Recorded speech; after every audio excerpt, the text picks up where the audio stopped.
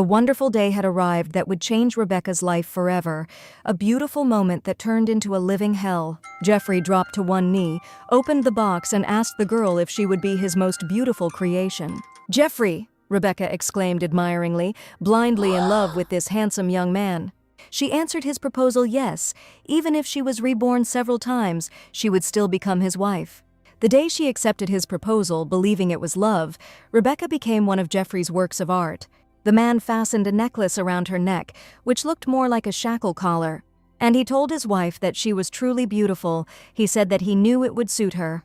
"How about this too?" the man asked. Everything seemed to suit her, so he couldn't choose. But then Rebecca turned to Jeffrey, informing him that she had received an invitation to the party and asked if she could go. The girl modestly said that after the wedding she hardly saw her friends, and therefore she would like to. At that moment, Jeffrey interrupted his wife, refusing, because he only allowed her to go to parties that he also went to. That's right. He only allowed her to go if he went with her.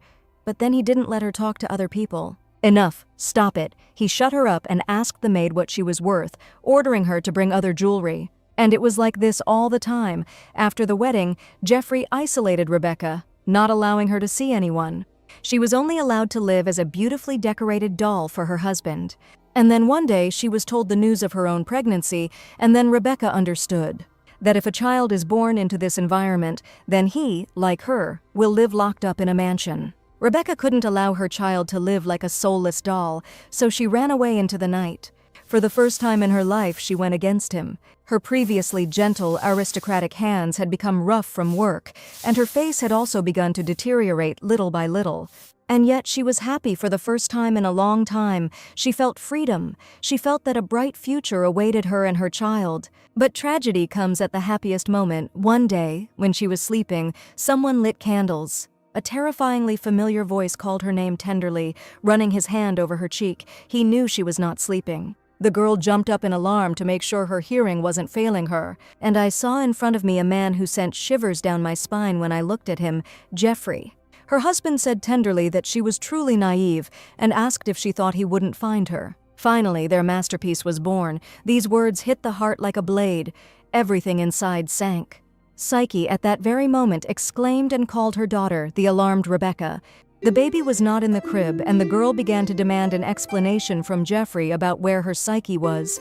"Don't worry," the man said, waving his hand and asking if he would really harm his work of art. He couldn't leave his work of art in such a dilapidated place. After looking the woman over, Jeffrey said he couldn't believe she had ruined her appearance so much. Unable to bear his touch, Rebecca waved him away and desperately rushed to search for Psyche. But running out of the room, she heard footsteps from the second floor, and then a sweet girl with her child in her arms. "Lady Rebecca?" the girl asked in surprise, the woman standing in a stupor at the sight of Alicia. Looking at the girl, Rebecca asked her in shock why Psyche was in her arms. "Is it she?" the woman asked in horror. "Is it really she who betrayed her, Alicia?" she exclaimed. "She trusted her." The girl explained to Lady Rebecca with alarm, saying that she too had no choice. "Shut up," the mother screamed, "and give Psyche back immediately." But then the enraged woman was stopped by her husband, who asked where she was going. Jeffrey violently threw her back into the room and suggested that his wife must have lost her mind. "Well," the monster said with cruelty and mockery, "he has already found a replacement for her, so everything is fine. Then he will probably go, because he needs to go to the Duke's funeral." "But wait!" Rebecca screamed, demanding that Psyche be given back. But then Jeffrey pushes the woman away from him again, ordering her to get out. However, to his misfortune, the woman was ready to fight for her child and, as if in a rage, bit his hand. At first, he still didn't understand the scale of what had happened and simply reflexively pushed the crazy woman away. And the next moment he screamed in pain, bleeding and trembling with fear and pain. He could not formulate words. He just exclaimed, "How dare she bite him?" And Rebecca, spitting blood, stood up again. He said, frightened, considering their feelings for each other in the past, he wanted to save her life, but changed his mind. Jeffrey yelled at Rebecca that she asked for it and slammed the door, locking her in the room. Jeffrey, breaking his voice, called to him Rebecca banging on the door and ordered him to open the door immediately. Then suddenly Jeffrey coldly told Rebecca that she was his best doll, but it seemed like it was time to get rid of her. With the words that the man got everything he wanted from her, a fire broke out and flames broke through the cracks in the door. Rebecca sat down on the floor, in a place where oxygen was retained. She thought she had succeeded. But it seemed she hadn't been able to completely escape from Jeffrey, the woman thought, giving up. At least once before her death, Rebecca thought, if she could return one more time, then she would definitely breathe her last breath. Heavy eyelids opened with difficulty, like that moment when you haven't had enough sleep and your mother keeps waking you up. But suddenly she opens her eyes in alarm, realizing, or rather not realizing, whether this is a dream or what it is. The painfully familiar maid asked Madame if she was okay, assuming that she was not feeling well that day. Rebecca couldn't understand why Alice was here. It would be nice if all this was cancelled, the maid said. Rebecca knew for sure that Alice had died a long time ago at the hands of Jeffrey. Could this really be heaven? She thought when she saw The Walking Dead. Although it would be a little unpleasant, Alice asked Madame to be patient for a little while. It would get better later. Today, Rebecca thought, dumbfounded, not understanding what the hell is going on today. When she went outside, she saw a beautifully decorated courtyard, flowers, glasses, a buffet, and now Rebecca realized that this was not heaven, but hell. The music was loud, drowning out all the other noises around her, but she couldn't stifle the thoughts racing through her head. Thus Rebecca returned to her own lived past, which she so desperately desired when she was dying. But this damn past brought her back to the very day when everything went to hell, to her husband's second wedding and his second war. And it was a beautiful and romantic wedding, Rebecca thought as she watched the newlyweds. It's a pity, of course, that this was her husband's second wedding. May the goddess Defina bless this marriage, said the priest, and he pronounced them husband and wife.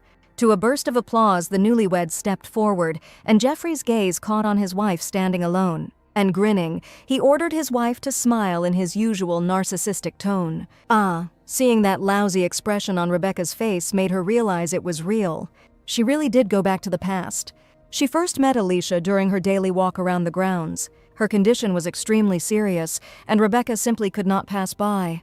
So she brought her to the mansion and looked after her diligently, becoming the girl's savior. When she woke up after the treatment, she was so beautiful that she caught herself thinking that she was capable of charming anyone. And, as if to confirm this, she immediately lost her head over her. Rebecca felt lonely after the wedding and separation from her friends, so she took her in as her maid. And since then, thanks to kind Alicia, she was no longer alone in this lousy place. However, this fleeting moment of joy did not last even a year. Something happened during dinner in honor of Alicia's birthday. Alicia dropped her fork from her hand and timidly told Lady Rebecca that she didn't want to eat, the puzzle in her head instantly coming together. Rebecca immediately realized that Alicia was pregnant. The one she trusted and valued was carrying her husband's child. Out of anger and despair, she ran to Jeffrey and asked how he could, not with just anyone, but with Alicia. The self-admiring narcissist grinned and tenderly called his wife naive. He asked, after the handsome man met the woman, if she really thought that nothing like this would happen. Moving towards his doll, Jeffrey said that it was not his fault and not even Alicia's fault. He was like a maniac, putting it into her head that it was her fault that she had left a beautiful woman within his reach. Hiding her rising anger, Rebecca asked what he planned to do then. And Jeffrey asked thoughtfully, "Didn't it turn out well?" As she herself knew, they had been unable to have a child for more than 10 years, and thus Alicia became Jeffrey's second wife. At that moment, Rebecca thought it was all her fault, but now she knew that it was not her fault at all. However, this terrible wedding was still the same as in past memories. It really did return to the past. And her precious child, Psyche, all this was before she was born. The memories of carrying her in her womb for several months were still vivid in her head, and although it didn't last that long, she clearly remembered the time when they were happy together. Soft cheeks and small, wiggling hands, right up until the very last moment. Rage was surging inside her, but Rebecca let out a breath. On the contrary, it was all for the best. This way, the child won't have to live the same life as she did when she fell into Jeffrey's hands. Rebecca didn't know why she had returned to the past, but she clenched her fists and thought she knew one thing for sure. Jeffrey Devonshire, now it was his turn to be broken. She would achieve a different result and not repeat her past fate. A man emerging from a dark forest saw a carriage driving towards him.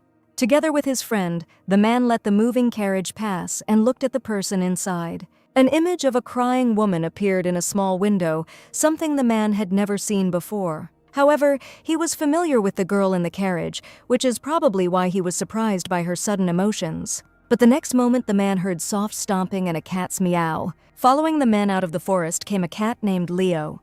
Leo jumped on her shoulder and asked her in a caressing manner if he was interested in the woman. "No, it's just," he replied. Looking after the carriage, he had previously considered her a corpse without emotions and did not expect that she was capable of such emotions. "Are you in love?" asked the cat, and the man, taken aback, asked him what he was doing. And anyway, didn't he tell him to stop reading his mind? And Leo didn't want to read it, he was just too loud, so he couldn't help himself. Besides, the Count always accompanied her everywhere, so why was she traveling alone, he reasoned. The man turned to Claude. "Yes, Duke," the young man replied. He asked what the hell the Earl of Devonshire was doing on his territory.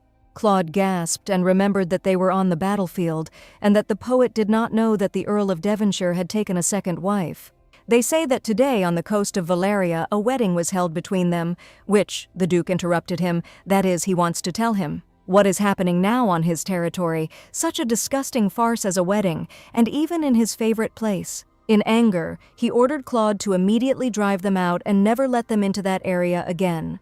He gave the deadline for execution until tomorrow, and the young man timidly replied that he would immediately carry out his order. And so Rebecca returned to the Devonshire mansion again, and remembered what she was doing at that time. Although she was a countess, she had nothing to do in this mansion, she was the mistress, but Geoffrey deliberately avoided talking about what belonged to her. The duties of the mistress of the house, he said, were enough for her to simply be there, like a beautiful flower. He handled all the difficult matters, and in this mansion she was just a perfect doll. But then Rebecca turned her attention to the Palace of Light, the place that Geoffrey loved most. Devonshire has been renowned for its deep love of art for generations, collecting incredible works over the years. They even built a separate building where the temperature and humidity were controlled for their storage. The Devonshire's love of art was almost manic, but what if it destroyed this place? What would Geoffrey's face be like then? Just the thought of it made the day brighter. If she could do it, it would be wonderful. But it is impossible to destroy such a carefully guarded place, and now she has no strength, nothing. If she had had a secure parental home, she would have divorced long ago, but her family went bankrupt shortly after the wedding. And so she barely stayed afloat, relying on the county of Devonshire, if only she had strength. Then Rebecca could have prevented Alicia from becoming a second wife. It was particularly sunny today, and Alice asked the lady to be careful not to get sunburned. Rebecca happily thanked Alice for becoming her good friend. Alice. She was the only person who thought about her in this suffocating county. In her past life, when Alicia gave birth to a child, she secretly took her to the village festival. Everything was done to lift her spirits, and, thanks to her, she spent happy hours for the first time in a long time. However, the retribution for this was severe. While beating her, the Count asked how she dared to secretly take her away to who knows where. But no matter how she tried to stop Geoffrey, Alice, lying in a pool of her own blood, died before her eyes. Rebecca was deeply indebted to Alice and asked her if she had any wish, and if it was in her power, she would grant it. "Wish?" the girl asked again and said, "Her wish is to spend peaceful days with Madame, just like now." "Don't say that," Rebecca asked her to tell her honestly. "Maybe it's jewelry or she needs a raise." Taken aback, a grateful Alice dropped the umbrella from her hands and said that she really didn't need anything. Alice admitted that she simply wanted to be Madame's eternal bodyguard. "Alice," she said painfully, thinking how good it was that she had returned to the time when Alice was still alive. Rebecca thanked Alice. She really was the only one who was on her side and suggested going back inside. Already in the mansion, Rebecca thought, well, Geoffrey's room and office are on the 3rd floor. Geoffrey didn't allow anyone to approach the 3rd floor because he wanted to look down on everything alone. The 3rd floor, where his room and office were located, no one could go up there and no one entered it, including her. The office was always tightly locked. That's probably where everything connected with the Count was kept. Maybe that's where she'd find his weak spot. But as soon as she took a step towards the stairs, a guard blocked the passage. After all, from this place onwards entry was prohibited someday, Rebecca thought, and replied that she knew. Rebecca headed to her own room, and Alice noticed Madame looking at the door. So, returning to the room and being alone, Alice asked Madame if she wanted to go to the office. She was just looking at the 3rd floor stairs and asked if she could help her. Rebecca immediately remembered how Alice had persuaded her in the past to go to the festival, promising that no one would know. And remembering perfectly well the terrible consequences, she nervously refused, worried that she might be punished. The Count had gone away on his honeymoon for a week anyway, and wouldn't be back until then. Now, with the guard down, this was their chance. Now the third floor is guarded by only one guard. She will distract him and take him to the kitchen, and at that time she will make her way into the office. Alice thought that she was probably lonely after the Count's departure, and she wanted to take a book to read, asking him to rely on her. Rebecca hesitated, but Alice was right. When else would there be such a perfect chance? And so, according to Alice's plan, Rebecca found herself in her husband's previously unknown office. Thanks to Alice, she actually entered the office in her past life. She had never entered here. It was necessary to find something that could be used as pressure and weakness in Jeffrey. Opening the drawer, she found documents with familiar names. The Obelia family. This concerned her family. Date. The Obelia family secures title to their land. Date. The Obelia family's business closes. And date. Additional debts are incurred. These documents describe the process of how Jeffrey had financially ruined her family even before he proposed to her.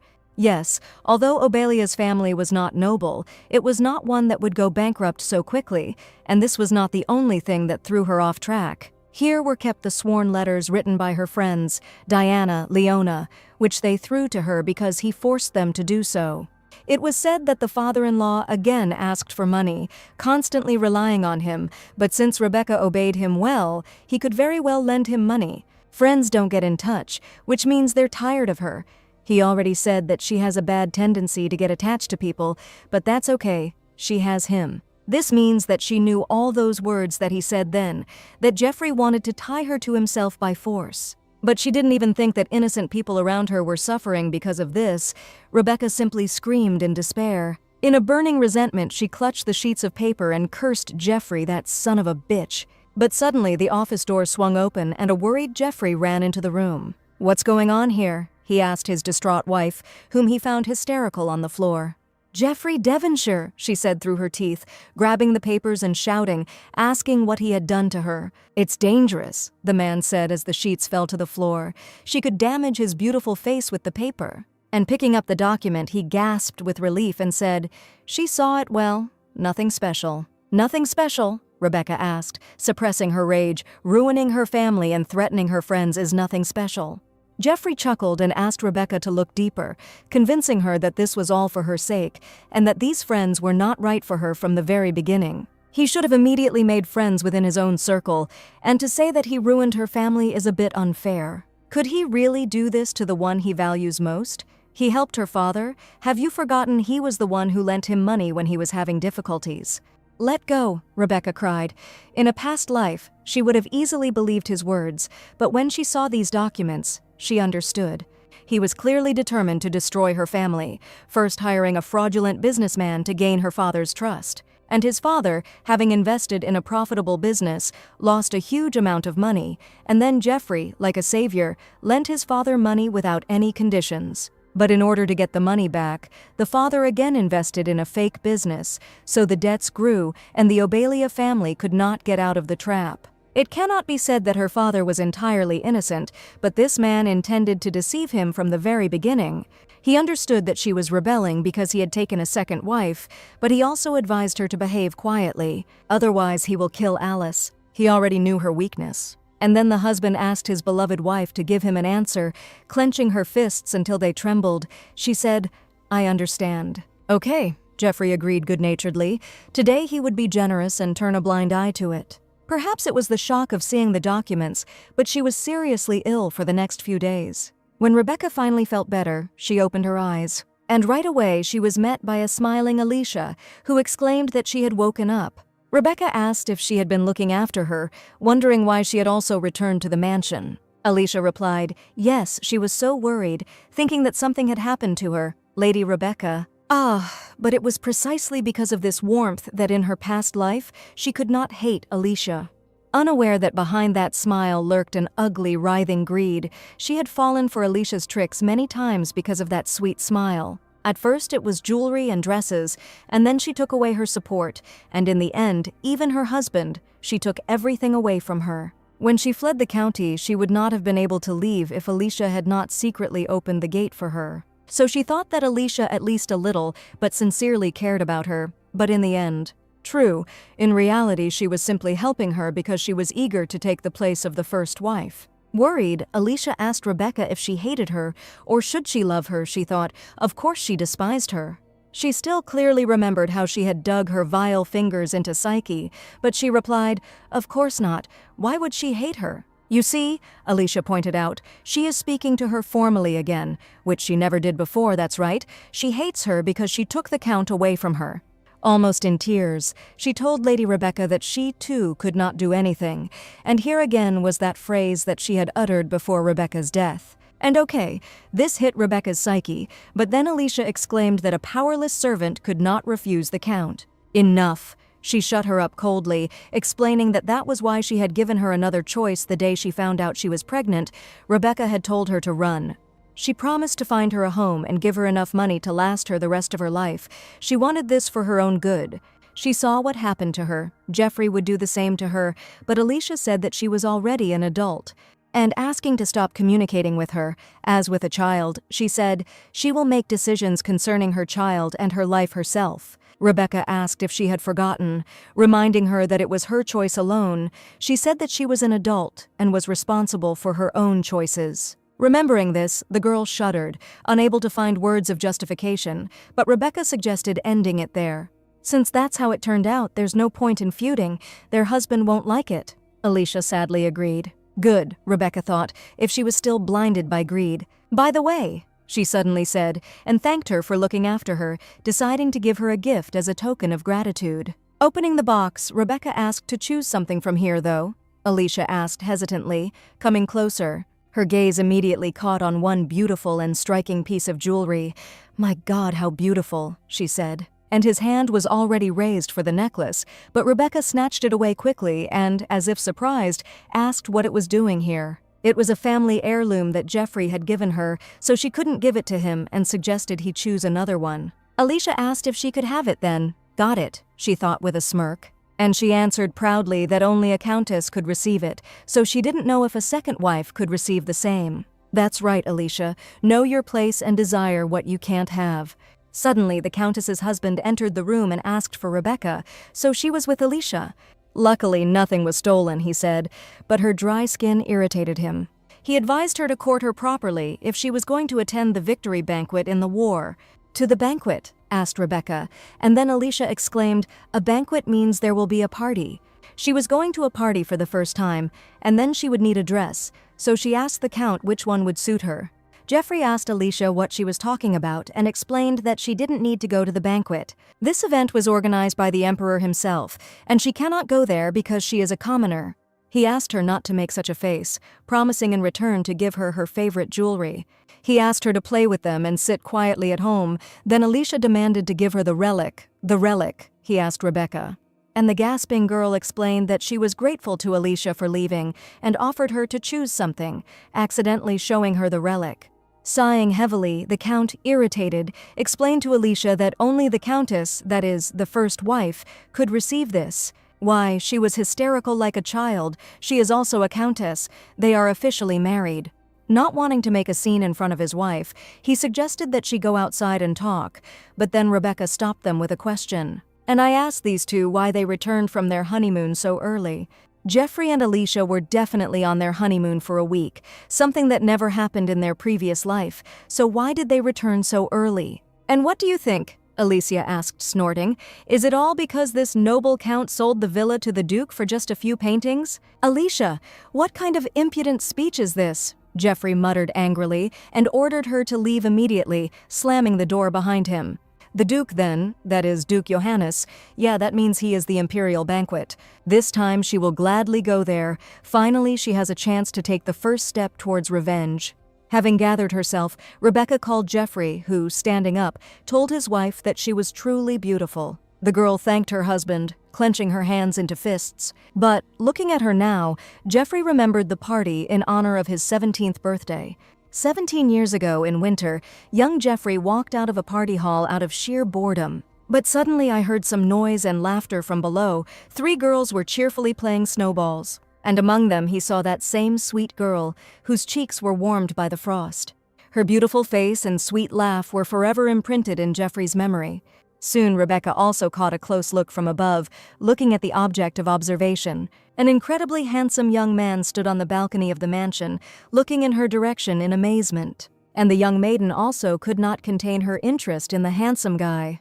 She smiled enthusiastically at the Earl of Devonshire's son, and her heavenly eyes sparkled. On that cold winter day, his monotonous life gained purpose for the first time. What an incredibly beautiful child will be born if he marries this beautiful maiden. Beauty is the meaning of his life, so the beautiful Rebecca must become the perfect doll to complete his kingdom. Although, of course, Rebecca turned out to be smarter and more stubborn than he expected. But now she has become a woman who obediently looks only at him and relies on him alone. Almost 10 years that he spent on taming her were not in vain. He did not come to the young and beautiful Alicia for no reason.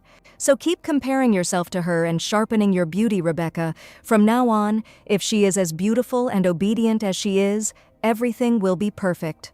And when she gives birth to a child who looks like him, his beautiful kingdom will be completely completed. At the same time, in the Duchy of Johannes, the Duke asked Claude if there was any more useful news.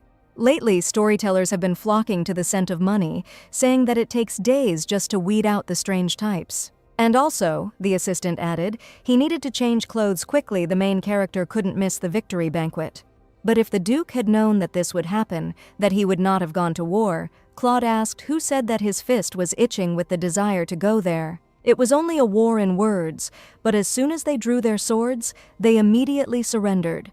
It was obvious that the Emperor had planned everything, but there was something strange from the very beginning. So what? He asked him to visit at least once in recognition of the efforts made in his absence. If he continues to test the patience of His Majesty's, a great misfortune may occur. So what kind? Leo asked. As long as that damned goddess favored their family, even the Emperor would not be able to touch them, the Duke explained. The noble ducal family of Johannes, who received the blessing of the goddess Daphina, which protected the family, was in fact a curse. Long ago, Johannes's ancestor, having received a revelation from the goddess, united with the rebels in a civil war and became their leader. Under the protection of the goddess, a new emperor ascended the throne, and the new emperor granted Johannes, his chief companion, the title of duke. Temples were erected throughout the country in honor of the goddess, and cats were sent as messengers and a symbol that the goddess was watching over them. Perhaps due to their endless wealth and fame, Johannes's descendants gradually forgot about the goddess's supervision and went so far as to commit the sin of debauchery in the temple. As a result, the blessing she had once bestowed turned into a curse, and he and his descendants had to pay for the blessing she had given by protecting her messengers. Since then, the souls of Johannes's children were connected with the cats sent by the goddess, after which they began to share even pain and feelings. The curse sometimes even took the lives of children the cat sent by God, fed only on the divine power of the air.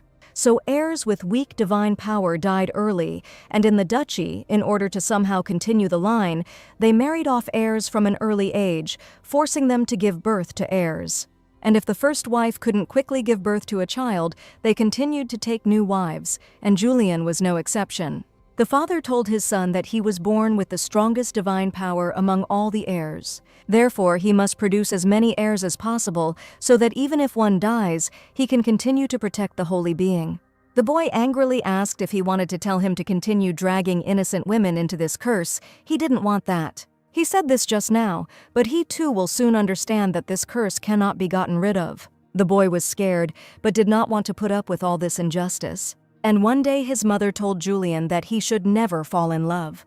And before he had time to properly mourn his mother, the Duke introduced his new mother to his son, ordering him to say hello. "Get married as soon as possible," he asked Claude, and told him to tell his parents not to make him laugh. He had no intention of meekly accepting this terrible fate, but if he did not produce an heir, that curse will be inherited by Lily. One way or another, he must end this curse in his generation. Later in the evening, the Devonshire family arrived for the end-of-war event. Looking around, Rebecca thought that the man had not yet arrived, but suddenly, a loud fanfare sounded and it was announced that His Grace Duke Julian Johannes had arrived. Yes, the one Rebecca had been waiting for all this tedious evening had finally appeared. From the doorway, the war hero was greeted by a voice telling the Duke that he had worked hard in this war. Julian looked back and thanked His Grace the Emperor. And then the old man introduced the man to a girl he saw for the first time, Princess Catherine. What an old fox, the Duke thought with pity. He saw right through it all. The power of the church had been uncontrollably strong for many years. Most of the high-ranking aristocrats were on the side of the church, and it became common for them to revise the policies adopted by the National Assembly. The current emperor, unlike his predecessor, sought to strengthen imperial power, and he clearly saw the intention of using the Johannes family. Julian Johannes was known as a Casanova, changing girls like gloves and having disgusting taste. The emperor asked how about having the first dance with the beautiful princess. But even so, why does he want to marry his daughter to him, knowing about such rumors in society? Unfortunately, until there is no other choice, he must play the role of the emperor's obedient dog. Nothing can be done. And he asked if she, the princess, would do him the honor of dancing the first dance with her. If he marries a princess, even the temple cannot frivolously demand that he take a concubine. But he could not drag an innocent lady into this matter and let her repeat her mother's fate. While the Duke was giving his first dance to the princess at the banquet, Rebecca was watching him. Suddenly, her husband returned her gaze to himself, and he told Rebecca that she should only look at him. Rebecca gasped and apologized. She told Geoffrey that she felt a little dizzy, but he told her to behave well in places like that. After all, she needs to show everyone that she only looks at him. Yes, she answered, thinking, disgusting. And after the dance, he sent her to the farthest corner and ordered her to sit there quietly. But thanks to the fact that he went to have fun with others, Rebecca had a chance. The Duke also finished the dance and went off to a place where there were the fewest people and exhaled heavily. To his surprise, a voice said that there were no cats to be seen today. Julian tensed up. He didn't think there would be a woman here who would approach him. He was planning to leave, but then she asked if this cat, Leo, shared the same soul with him. And the rest of the cats are just bait to hide this. Having heard this once known to others, the Duke exclaimed like her. The stranger immediately interrupted him. Enough, she said. Don't pretend to talk to her. They are being watched. And indeed, looking around, Julian quickly came across the man who was watching intently. And returning to the column and the conversation, the Duke asked who she was. Rebecca replied that she would tell him straight out. She knew everything perfectly well. And she told Julian the words that pierced his bones. She knew a way to remove the curse from the Duke. What nonsense, he asked. If the cat linked to his soul died, he would die too, and that he was collecting stories about the curse to find a way to break it, she continued. The Duke replied that he was hearing about this for the first time, actually wondering who had sent her, the Emperor or the tricks of Duke Ranus. Then how about this? She also knows the fact that the Duke, now famous for his perverted passion, is actually a virgin. He hides it with rumors, but in reality he would not sleep promiscuously with just anyone after all. He did not want to leave offspring as his father had ordered. She knew that too, but since she wanted it so much, he wouldn't miss the chance to get rid of the curse now, Rebecca asked. Julian asked what she wanted, and the girl explained what she would tell him if he danced with her. He must definitely invite her to dance in front of the Emperor when all eyes are turned here. Julian anxiously asked her to wait and tell him her name, but the answer did not take long to come. Rebecca, immediately after his words, the name of this girl sounded from the lips of the man. And looking back at the end, Rebecca smiled and whispered that she would wait for him. Geoffrey then approached the girl and asked how long she had been waiting, explaining that Duke Ranus had not let him go. Suddenly the Count noticed a piercing gaze on the couple, and then he reproachfully remarked how rude it was for him to look at someone else's wife with such a glance. The Count, sighing, turned into a duke. He didn't even notice him, because he was so inconspicuous. Damn Julian Johannes, that impudent scoundrel. At their first meeting, he made a point of telling him the same thing, leading the freak to leave. This arrogant manner of his, as if he was the best, he never liked it, which is why he tried to avoid meeting him. But he clearly had a keen eye for works of art. He thought that he would never get Rebecca, and ostentatiously said that he would take his wife. Rebecca is his finest work of art. And he won't allow someone like him to covet her. At that very moment, the audience turned their attention to the stage. Everyone noticed how tender the Count was towards his wife. But so what? She lived like a statue locked in her house. But this is quite expected, because his wife is the first beauty of the empire. He would also lock her at home and not show her to anyone. Suddenly, the sound of heavy boots walking on the floor of the hall was heard, attracting everyone's attention.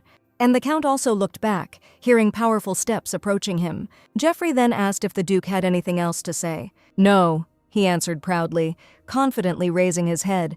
He had nothing to say to the Count. He wanted to reach out to her. Julian acted immediately. And just as Rebecca had wanted, with all eyes on them, he asked her if she would like to dance one dance with him. The ladies in the hall were in complete shock at the Duke's outburst, knowing the Count's character very well. Rebecca had hardly met this man before her return, so she was surprised. Even after her sudden offer of a deal, he had such a calm expression on his face. He was definitely a difficult man, but then Geoffrey advised Rebecca to refuse, saying that he was not worth getting involved with. But then the Emperor attracted everyone's attention with his laughter. "The Earl of Devonshire," he exclaimed laughingly, and told the boy that it was not right to be so protective of his wife.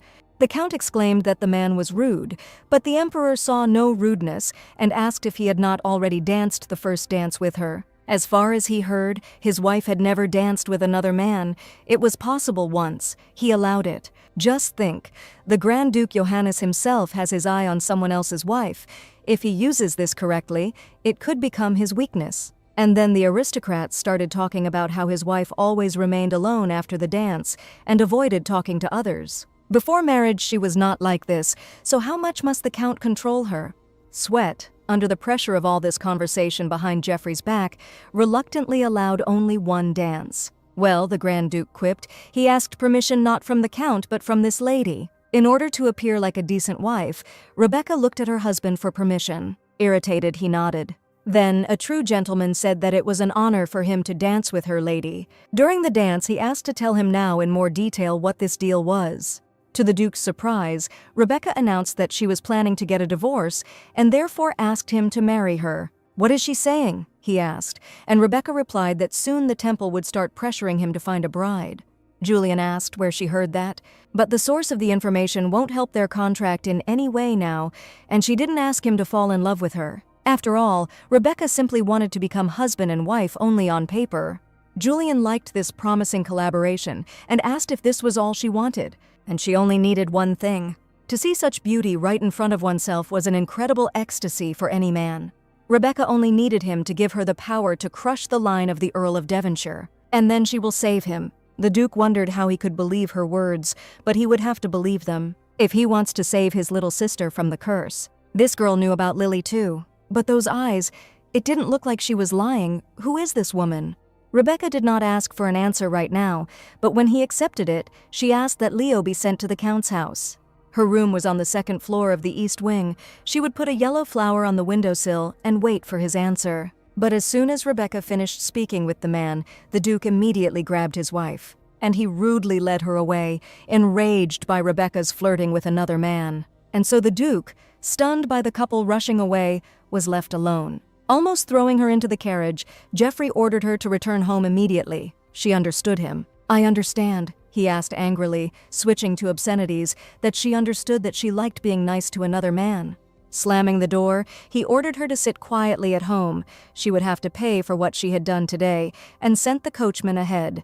The Count watched the departing carriage when he suddenly heard heavy approaching footsteps. He immediately told the Duke that one should not covet what belongs to others. But Julian said she was not a thing, and asked how she could be his property. "Look at this," said Geoffrey, no longer holding back his disgust. "He even dares to be insolent." "What?" the Duke asked. "Does he want him to talk to him like an old man, huh? It seems age is the only thing he can boast of." "Well, if that's what he wants, then that's what he'll do, calling him dear Uncle Count. What a bastard," the Count muttered. Suddenly, the sacred animals of the goddess appeared, meowing menacingly at Geoffrey. "Be quiet, children," the Duke told them. "He's a bad man, but if they make a scene here, they'll only hurt themselves." Devonshire was stunned by such thunderclaps from Johannes and recoiled in alarm. As he ran away, he shouted that he shouldn't even think about approaching Rebecca again. This woman was his wife and his property, subsequently sneezing, cursing at the damned cat hair. Suddenly, his lordship was noticed by an assistant, and he ran up anxiously, asking why he was there. Johannes turned to Claude, and he said, "It seems that he will soon be getting married, that's how," answered Claude, not yet attaching any significance to the words. But the very next moment he exclaimed in horror, "What?" "Only while she is married," the Duke happily explained to his assistant. The Count's carriage arrived at the mansion. By that time it was raining heavily, and Rebecca was sitting quietly in the room. Alice watched her mistress with such unease that she did not utter a word upon her arrival. Rebecca asked Alice that she was not as talkative as usual today. Didn't she wonder why she returned from the ball so early? The maid hesitated and asked why she had returned so suddenly. Perhaps something had happened. She told me that today Duke Johannes invited her to dance, and she danced with him. The Emperor himself ordered it. And Alice asked how it was. Was she excited? She heard that the Duke was a wonderful man. She would like to see it with her own eyes, after which Rebecca trembled and pursed her lips.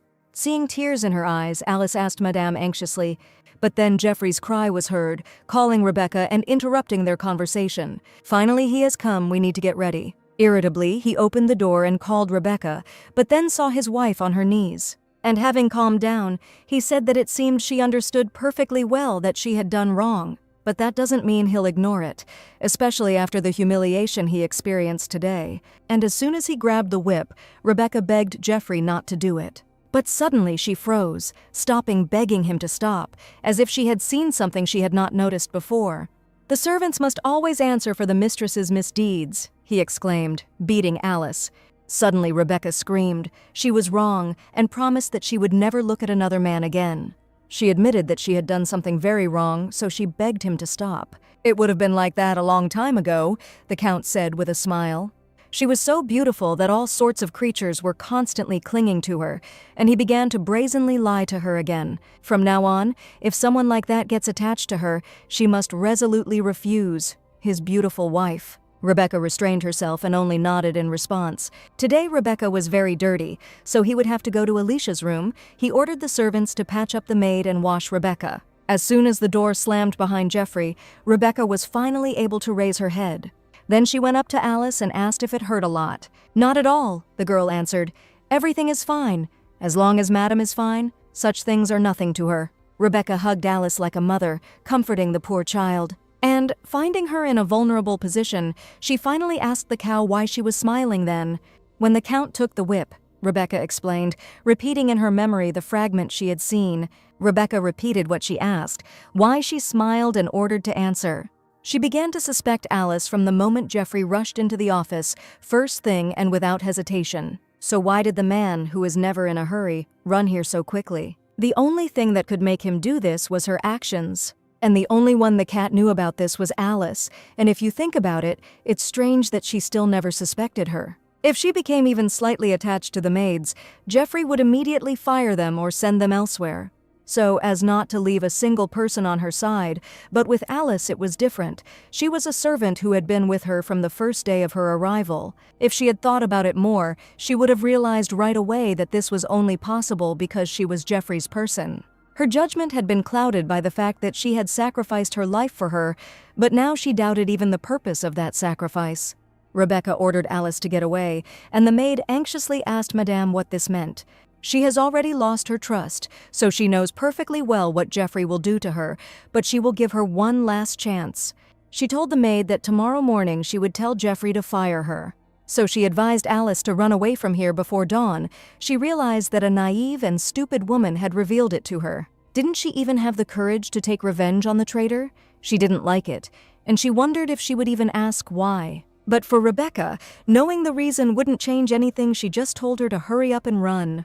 The maid told Rebecca that she had always been like this. She had everything, but she did not know how to enjoy it. Does she really think that anyone is born to poor parents of their own free will?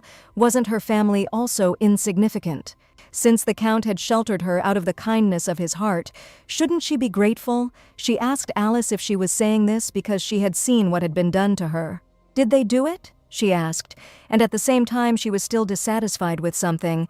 "But he considers her beautiful." She said with envy that he gave her so many jewels and even dressed her beautifully.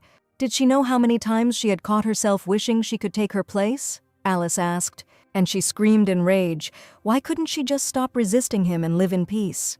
Rebecca told Alice to watch her words, threatening that she could kill her right then and there. "Try to kill me," she screamed, "but she won't be able to, because she has always been a naive and kind countess." "Enough of this hypocrisy," exclaimed the envious maid, when suddenly, the maid who came with the Count cold-bloodedly hit Alice on the head with a basin, stunning her. Not expecting such a turn of events, Rebecca looked with concern at the fallen body of the servant, and the maid turned coldly to Lady Rebecca and informed her that the bath was ready. Having grabbed Alice, who was lying unconscious, the servant said that she would deal with this scum. As soon as the door slammed behind them, Rebecca fell to her knees. She had given her many chances, but now it was all over for her. And that maid was probably Jeffrey's person. What will happen to Alice now? Ha! There was a nervous laugh, and there she was again, still worried about Alice. Tears of resentment rolled down her face from the realization that she was now completely alone. She no longer has any allies here. How long did she sit like that? The maid who said that the bath was ready never returned until the end of the night. Wiping away her tears, Rebecca finally walked to the window and looked at the full moon illuminating everything. Looking at the endless sky and standing next to the yellow flowers, Rebecca clenched her fists. She told herself that she would definitely become strong, and that she would definitely become strong and break the rock. She has nothing left to lose, now she can do anything. The heavy rain continued to pound the ground, and Alice's hand touched the wet stone. Finally arriving at the Count's gallery, the maid threw Alice aside like a bag of trash. The girl finally came to her senses and, clutching her aching head, asked what she was doing.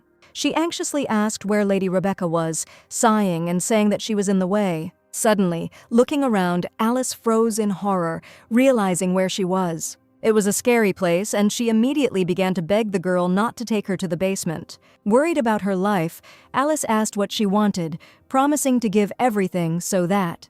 But then Jeffrey came up and said, "He continues to make noise until the very end. Calm her down." With a precise movement, the girl struck Alice in the neck, stunning her and causing her to fall unconscious. "Her name is Canna," the Count asked with interest. She was more useful than he thought. If she continued to work well, she would get everything she wanted. However, she did understand what would happen if she crossed the line. "Yes," Canna answered. "This time Octavian found a good dog, good. From tomorrow she will become Rebecca's servant instead of Alice. She will have to report to him about everything, about Rebecca's thoughts, things, looks, about everything." Kanan understood him. And then the Count ordered her to be led. The assistant who came with him lifted Alice up. And together with Jeffrey they left this terrible room, Kana watching them go. But now in her gaze there was not devotion, but contempt and disgust directed at the Count. The next morning when Rebecca woke up, she was greeted by an unusual but familiar voice. The maid introduced herself as Kana and said that from today on she would be serving her, madam. This was the maid she had seen yesterday. It was amazing how quickly he had found a replacement for Alice. But among the maids she had glimpsed in her past life, there was no girl named Canna. Had the future really changed, Rebecca wondered worriedly. Canna had incredibly flawless skill, while Alice was clumsy in many ways. I wonder what happened to her in the end. Did Canna tell Jeffrey that she figured out who Alice was? She thought it would be a problem when Kana told her that Alice was dead. The Count doesn't know the details of what happened last night, so the Count still... Lady Rebecca. "What kind of antics is this?" she asked angrily. It was Jeffrey who ordered her to win her favor. It's useless. She saw how it all ended for Alice, so she should understand. "Run," she advised, "before it's too late, if she values her life." Canna paused to think about how to answer her madam correctly, and, unexpectedly, she knelt before the mistress. Taking a folded handkerchief out of her pocket, Canna said that this was a thing that she valued more than her own life. She handed the patterned handkerchief to the Countess, and Rebecca, not believing her eyes, asked if this was really it. "Yes, that's right," Canna answered reverently. "This is proof that she, Lady Rebecca, saved her life." It was a warm spring day that day, but for her at that moment it was colder than ever. The man ordered her to follow him quietly. Her father was going to sell her to a brothel to pay off gambling debts, thin but beautiful, like her late mother. They offered a small price for her, but the surroundings immediately frightened the little girl. The moment she entered there, she felt that if she stayed here, she would never be able to escape again. And so, disobeying her father, she broke free and ran away, wherever her eyes looked, no matter where, as far as possible from here. The man chased after her, but Canna covered a great distance and ran out into the people. Mikam felt a sense of peace in her soul, knowing that she could blend into the crowd. But suddenly a carriage almost ran into her, and the coachman managed to lead the horses to the side. And the little girl, falling on her hand, began to tremble with fear and pain. But suddenly an incredibly beautiful girl came out of the carriage that she had cut off and asked if she was okay. All thoughts immediately dissolved, and the pain seemed to disappear at the sight of this angel. But we shouldn't forget about the father, who ran into the crowd and shouted, calling for Kana. The girl immediately began to tremble with fear that she might be found, and Rebecca realized that something had to be done about this. She carefully picked up the baby in her arms and carried her in the carriage, but Kana asked her not to do this, worrying about her dress. "Don't worry," the girl told her, smiling, "it's just a dress." And while carrying the found girl into the carriage, she asked the coachman to go to the Liberty Shelter. On the way, she asked the girl if she knew the one who had just screamed. Kana cowered in fear, not even knowing how to answer the question posed. And then Rebecca saw that there was blood on her hand. Touched by the child, Rebecca admitted that she did it as a gift for someone else, but now, she thought, he was much more important to her, and she asked him not to take it off until they arrived. From such care, tears flowed by themselves. The place where they were heading was called Liberty Shelter. Rebecca said that all the people there were good, and she would make sure that whoever yelled at her did not come near her again. It was the first time in Kana's life that she felt such a warm touch. Although she could not meet Lady Rebecca after she was taken to the orphanage, she never forgot her warm touch. No, she simply would not dare to forget. She had survived until now, driven by a single desire. She met Lady Rebecca again, and she never forgot for a moment what she had done for her. And she finally managed to meet her, no matter even if she forgot her. She would still do anything to make her happy, and Rebecca remembered. Then, on that day, the woman in love came to Jeffrey to give him a patch that she had made herself. But he only responded ungratefully, and asked what kind of worthless trash it was. While he simply threw it away, she, the girl whose hand she had then tied with a handkerchief, kept it.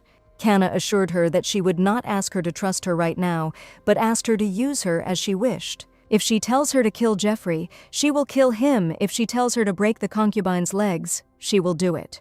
She wanted to be on her side, but after what she had been through, it was difficult to decide whether she was telling the truth. Will she really be on her side, or will she betray her like everyone else? She stood up abruptly and said that she was now Jeffrey's man, and Kana did not deny that she came on the Count's orders, but it was in order to be near her, Lady Rebecca. She would rather die than become this bastard's man. No, Rebecca explained, she had to become Jeffrey's man. If she wants to help her, she must gain Jeffrey's trust and become her eyes and ears, and if necessary, her legs. But first, she must prove that she is on her side and bring her a lock of Jeffrey's hair. And it would be better if she cut it off anyhow. Kana would do it. She could rely on her. "Okay, Kana," Rebecca replied, asking not to betray her. Suddenly there was a knock and a creaking sound on the glass. Both girls turned around and discovered a cat. Realizing that she had finally received an answer from the Duke, Rebecca told Kana that she could go. Letting the cat into the room, Rebecca asked how long he had been waiting, realizing that he was Leo. The cat stretched, and the Countess noticed a mini chest on his neck, in which she found a bundle. Rebecca unfolded it and read the note, in which Julian suggested that they first meet and talk. It was simply wonderful news that my mood was lifted instantly. Rebecca sent a reply asking him to come to the Liberty Shelter that Wednesday at 3 o'clock, secretly and in as shabby clothes as possible. She told him to come himself. "What an interesting woman," Julian said after reading. He stood up and praised Leo for his work, but then the cat started acting up. And then the Duke asked him if he was offended, because he was only glad to send him on an errand. Leo, there was nothing he could do. He couldn't entrust such an important task to another cat. "Noda is a woman. She looks like that child," Leo said, trembling. Julian asked, "Are you talking about that child?" In her only memory, she asked if he was okay. This couldn't be. It was a dense forest. He saw that woman. She looked like she had never left the capital in her life. Leo just said what he felt in any case. She didn't seem bad. Then that's good. He asked if he didn't mind then. If what she said was true, then the curse could be lifted. Then it is him. Leo replied that he didn't mind. After all, he had been abandoned a long time ago. He always said that. Leo interrupted and said, "If he's finished, then he'll go. He's hungry." And what was the point of them being able to share feelings and thoughts if he still couldn't understand what was going on in his head? Rebecca, it was the same with this woman. He didn't understand what she was thinking and couldn't guess her next move. However, although her proposal was absurd, it was quite interesting. Judging by the fact that letters are constantly coming from the temple, they will soon begin to rush him with an heir. For the temple, the fact that Rebecca is divorced will not be a big problem, because Daphne's religion is not conservative in matters of marriage. But still, it is rare that someone openly takes a second wife, like the Count. Even though they have not had children for 10 years, Rebecca is still young. And to take a concubine, and such a young one at that, is an open disregard for his first wife. This bastard deserves a divorce. Especially considering what Leo said about last night, the very idea of punishing your wife is absurd. And the punishment also consisted of flogging her dear man right in front of her eyes. She must have been through worse things. When he picked her up, she was incredibly light, as if she was being starved. If she becomes a duchess, the first thing he must do is feed her well. The next morning, the Count woke up with the sunrise and went to the sink to wash his face. And having finished with the water procedures, I moved to the mirror to admire myself as usual. However, this time it did not happen, and an angry, loud scream of horror was heard. At the cry of their master, the guards immediately came running, anxiously asking the Count what had happened. His hair, trembling with anger, he said, and shouting, he repeated, his hair. Seeing such a ridiculous work of art, the guards found it very difficult to contain their laughter. Who, shouting, asked Geoffrey, what bastard did this? He ordered to bring everyone who stood guard yesterday. Having woken up because of her husband's screams, the Countess discovered a box on the bedside table with her husband's hair inside. Well, my mood has improved this morning, as she said. She will do anything. She was not lying. As soon as Rebecca put the box away, Canna entered the room. The servant asked if she was awake. Rebecca immediately said that she had done a good job. No, what are you saying? Canna answered. She simply completed the building. Rebecca thought she had sufficiently proven her qualifications. And she said that she had to go out today and asked if she could get her ready for the exit. The girl asked Madam what clothes to prepare, and Rebecca requested the most shabby ones. During breakfast with his wives, Geoffrey sighed loudly and discontentedly as he chewed his food. Suddenly, having finished her portion, Alicia asked the servant to bring another plate. Enough eating, Geoffrey snapped, pointing out to his wife that he had gained weight lately. Alicia said that pregnant women should eat well. She probably doesn't know because she's a commoner, but aristocrats don't eat like that indiscriminately, even when they're pregnant, and he warned her that he'd kick her out if she got fat. He told her to look at Rebecca, how elegant she was, and told her to learn from her. How many times did he have to tell him? That's why they are commoners. No, Geoffrey, his first beloved doll of a wife, interrupted him. She said that Alicia was carrying his first child, and asked if maybe he would let her eat a little more. Rebecca admitted that she already felt guilty that they didn't have children, and that's why she wanted at least Alicia's child to grow up healthy and strong. Geoffrey listened to his wife's sweet and truthful words, and asked for another half plate. Alicia was annoyed by this. Why, she thought angrily, were they both his wives and he only listened to Lady Rebecca? And, throwing away the knife, she angrily said that she would not eat. Alicia, he exclaimed, not tolerating such childish antics. Suddenly, Rebecca gently asked her husband not to get so excited. They say that pregnant women become very sensitive. And besides, since this had happened to his hair, maybe he should get a shorter haircut, she suggested. She sheepishly admitted that she had long thought that a short haircut would suit him. She thought he would look more masculine with her. Well, since she says so, he was embarrassed. Perhaps a short haircut really does suit him. Everything worked out. Let's go for it. Pressing her breasts against him, Rebecca told Geoffrey that she wanted to go out for a little while today and asked if he minded. Even the words about going out frightened him, immediately setting him up for the idea that the doll might get lost. And looking warily at his wife, he asked where. The girl explained that she had been going to the shelter regularly, but had been neglecting it a bit lately. Now he understood why she had put on such plain clothes. Yes, she replied. Whether he liked it or not, she didn't want to dress up there anyway. True, Geoffrey agreed with her. It was better to look like a beggar than to attract the attention of all sorts of idiots. He allowed her to go, and Rebecca thanked Geoffrey. Alicia was already burning up. She knew it. As soon as she did something she had never done before, it turned out that she needed something. What a hypocritical bitch, Alicia thought, seething with anger. Julian reminded the vassal that he wanted to dress modestly. A simple robe without frills would be enough. The Duke has a reputation to uphold, Claude said. And anyway, since when did he start listening to other people's words? He listened so easily to the words of some woman. The Duke asked him to be careful with his expressions. She would become a duchess. But then Johannes thought about it and said, and yet it would be better to at least tidy up his hair. He then walked lightly towards the mirror, ignoring Claude. Then the assistant asked in despair if she really possessed unearthly beauty. And he asked if he started listening to her because he lost his head over her beauty or what. What? You asked the Duke if he was jealous now, and apologized to Claude for the fact that he was already taken, and, besides, their age difference was too big. What nonsense is he talking about? Claude shouted. He is just a loyal vassal who worries about the naive Duke day and night. This woman is not that simple. She definitely has ulterior motives. Well, the conditions aren't that bad, and what difference does it make whether it's spreading rumors about a marriage or an actual contract marriage? None of these options inspired confidence, he asked Claude. He knows that he is ready to do anything to get rid of this curse. But what if that lady was lying, he worried. Even if so, well, he'll still believe her, and no, he's not saying he trusts Rebecca completely. Still, she could help him achieve his goal, to be honest. He was already a little tired. And he did not know what he was so worried about and asked if he had forgotten that he was Duke Johannes. And while he was with her, he would not sit idly by. He believed that during this time he would find a way to remove the curse. Ever since he first saw him, the Duke had not looked like a child. He had not even shed a tear at his mother's funeral. But to him, it looked like a fragile shard of glass, ready to shatter at any moment. Now he, Claude Chenister, was his only ally, and that day Claude decided to protect him. He wanted to break the curse on his generation. He wanted to protect that boy who had lost his family and couldn't even afford to cry. And yet, what he was never able to find, some stranger woman, whom he sees for the first time, knows. How could he believe it? Claude insisted on going along, wanting to be his cool brain because he was worried about Lady Rebecca's safety. Since this was the case, he had to find out what was on this woman's mind, so they arrived at Liberty's shelter. Rebecca was the first to show up and ask her old acquaintances how they were all doing.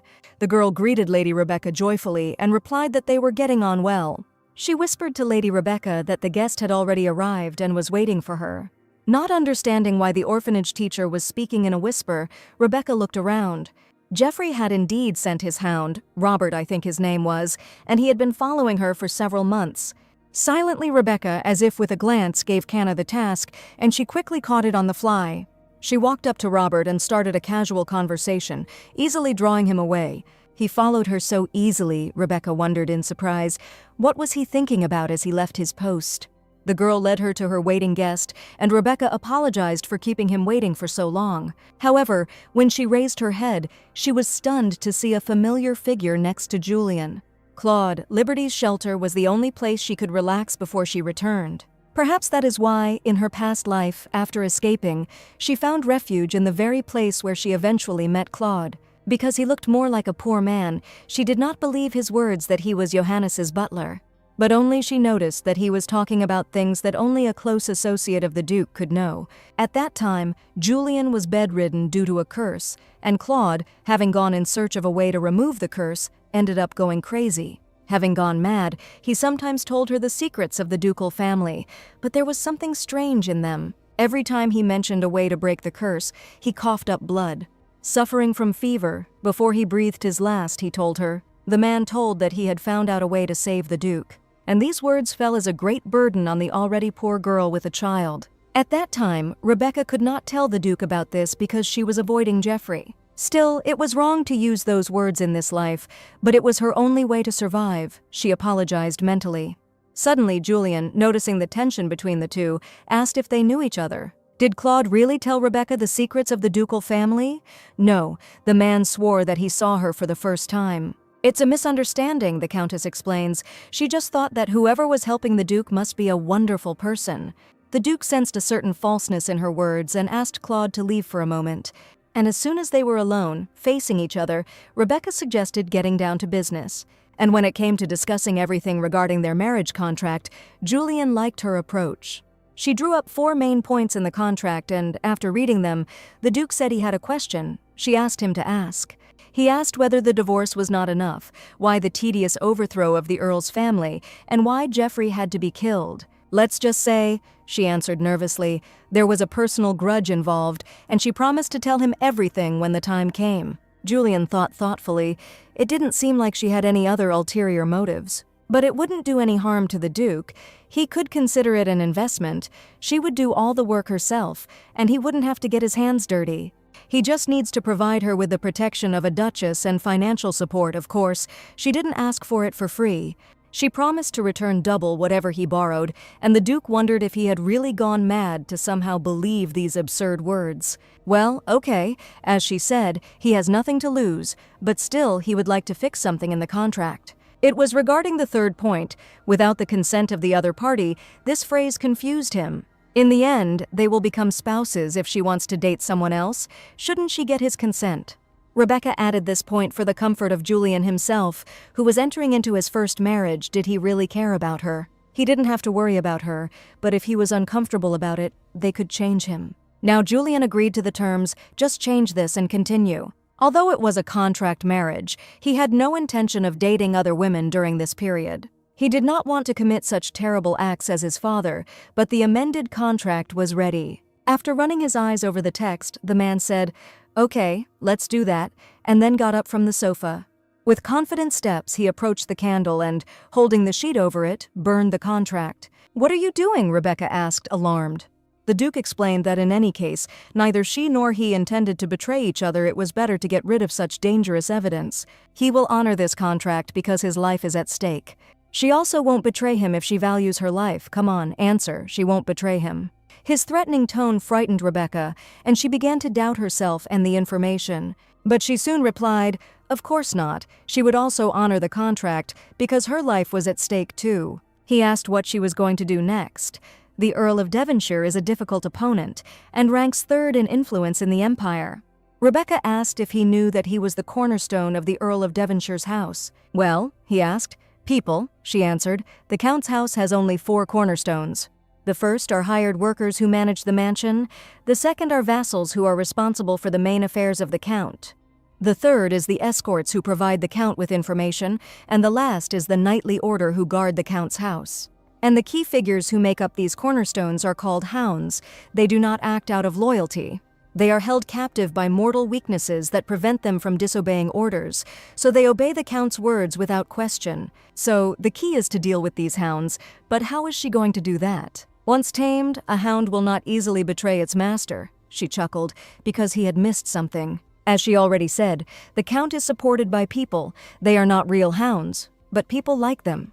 She will remove the collar that Geoffrey put on and will release the prison called their weakness. Interested in the Countess's idea, the Duke asked how he could help. To begin with, she was going to create a small trading guild. It would be good if there was a capable person to take the role of the guild leader. Julian understood, so for now he just had to sit quietly on the sidelines and give money. Not bad.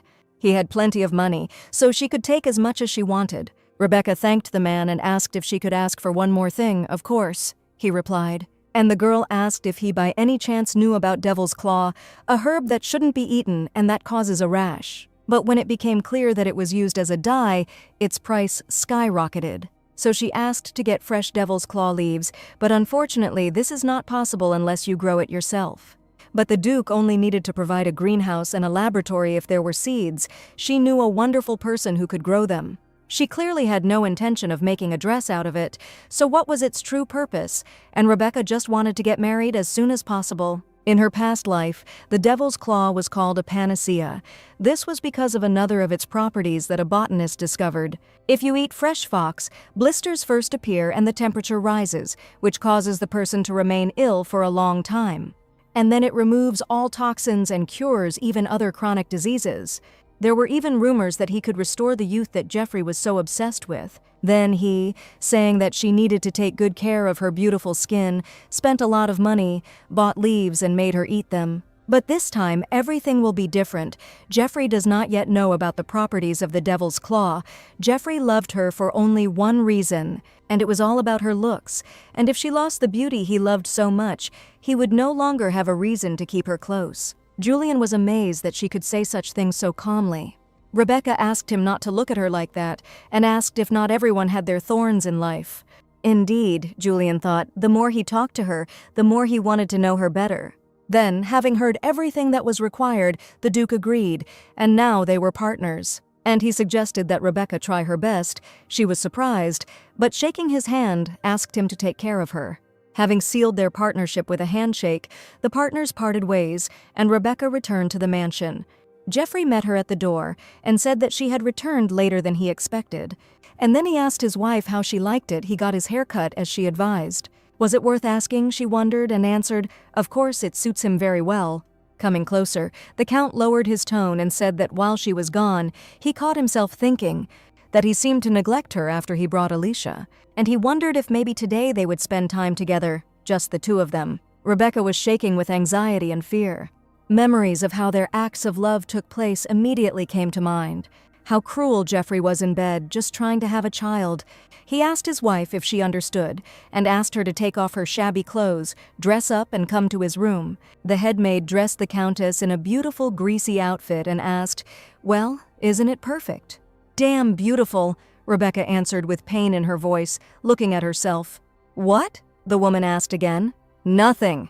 The Countess snapped and went into her husband's bedroom. Standing in front of the stairwell, Rebecca tried to calm her shaking hands, telling herself everything was okay. She did this countless times, but the trembling did not subside until Alicia asked if she was going to the Count's room, and with some regret she said, "She really is beautiful." Suddenly, Rebecca remembered that something similar had happened before, which meant she could use this method. "True," the first wife asked politely, and thanked the second for thinking so. "But she knows that this is only temporary." She asked him not to forget that she is much younger than the lady, and soon all the Count's attention will be hers. Now, she thought uncertainly. Yes, she agreed. She could take this attention for herself without reserve, and proudly asked if she knew. Even so, she will never become the first wife, and if today she can conceive a child, her child, like her, will forever remain the second. These words were the most painful and vulnerable point in Alicia's greed. Clenching her fists in anger, she said that she would regret her words and screamed. A cry begging Lady Rebecca not to do this attracted the maids. Alicia smirked and took a step back. She deliberately stumbled and flew down the stairs. But this was just what Rebecca was waiting for, excitement burning inside her from the realization that Alicia had done the same as in the past. To the horror of the second wife, the Countess jumped after her and heroically caught her. She made sure that Alicia was not harmed and that the entire blow fell on her. Rebecca injured her entire body, a bloody shoe fell off her foot, and she carefully said that she needed to be more careful. "A little secret in her belly, that's her only asset," she said sarcastically. Alicia was horrified when suddenly she heard the sound of stomping. The sound of women's heels could be clearly heard from the floor, and then the maids ran up to Madame. They ran worriedly to the most wounded of the girls, Rebecca groaning in pain. The Count came down from his room to the shouts and noise, asking what the noise was and what had happened. Well, the moment he saw Rebecca in such a state, his face changed to concern. He immediately went down to the stairs, running up to her and stepping on Alicia's hand, asked what was wrong with her face. He shouted to the servants that if even one scar remained on Rebecca's face, they could consider themselves dead. The girl was shaking with pain and pitifully addressed Jeffrey, saying that Alicia was not to blame for anything. Therefore, with a trembling voice, she continued to forgive her pleas and then suppressed the nausea. At that moment, Canna suggested to the Count that she take Madame to her room and call a doctor. "Yes," he replied. "Call a doctor immediately." Kanan anxiously picked up the girl in her arms and quickly ran away with her in her arms. Having watched them go and being left alone, she timidly turned to the Count, and he angrily called her by name. He asked, embittered by the situation, not knowing his place, how dare she do such a thing? The girl fearfully and anxiously answered no, it was an accident. But without even listening to her, the Count ordered the servants to take her to the Hall of Light. The next fine morning, Kanan asked Madame if it was really necessary to go so far. "Well," Rebecca answered happily, "compared to what she would get, it was nothing." Although she was injured, thanks to this she was able to avoid meeting with Jeffrey for 2 months. The memories that emerged at that moment helped. In her past life, Alicia had fallen down the stairs in the same way, and then slandered her out of jealousy for pushing her. Just think that she did the same in this life. She asked what had happened to Alicia. Canna replied that they had assigned a whole pack of hounds to her. The Count was furious.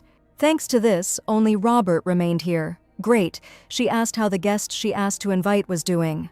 "Yes," Canna answered. "She sent a letter and she said she would arrive today." But didn't Jeffrey object? On the contrary, he said that it was even good and told her to invite her here more often for now. Like, what if she suffered psychological trauma? How unlike him to worry about her mental state. "Rebecca!" the woman cried as she burst into the room. "What the hell happened here? Here comes Mom." She heard Alicia push her. No, Rebecca explained. It was an accident. She was trying to save her when she fell. What should I do? Sighed Mother.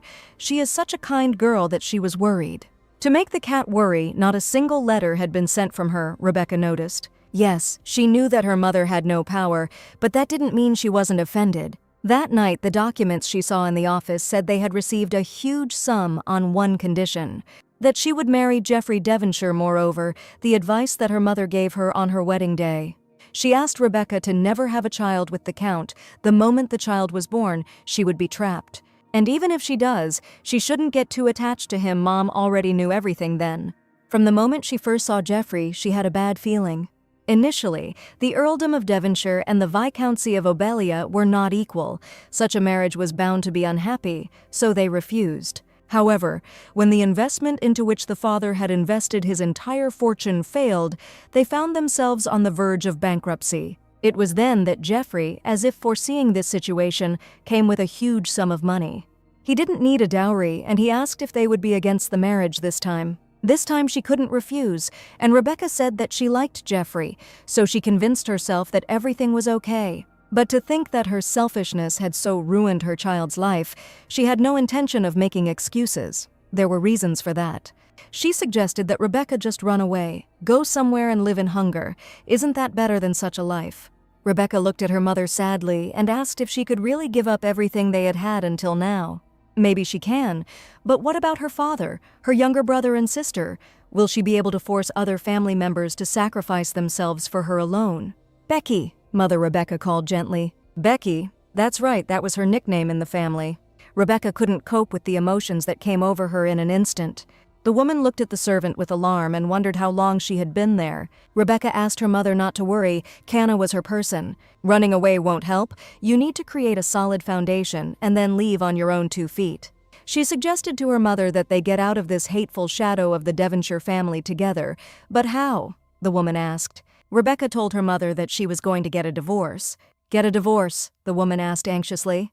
The Countess explained, yes, and she would marry again, but this time to Duke Johannes. What was she saying? Asked Mom.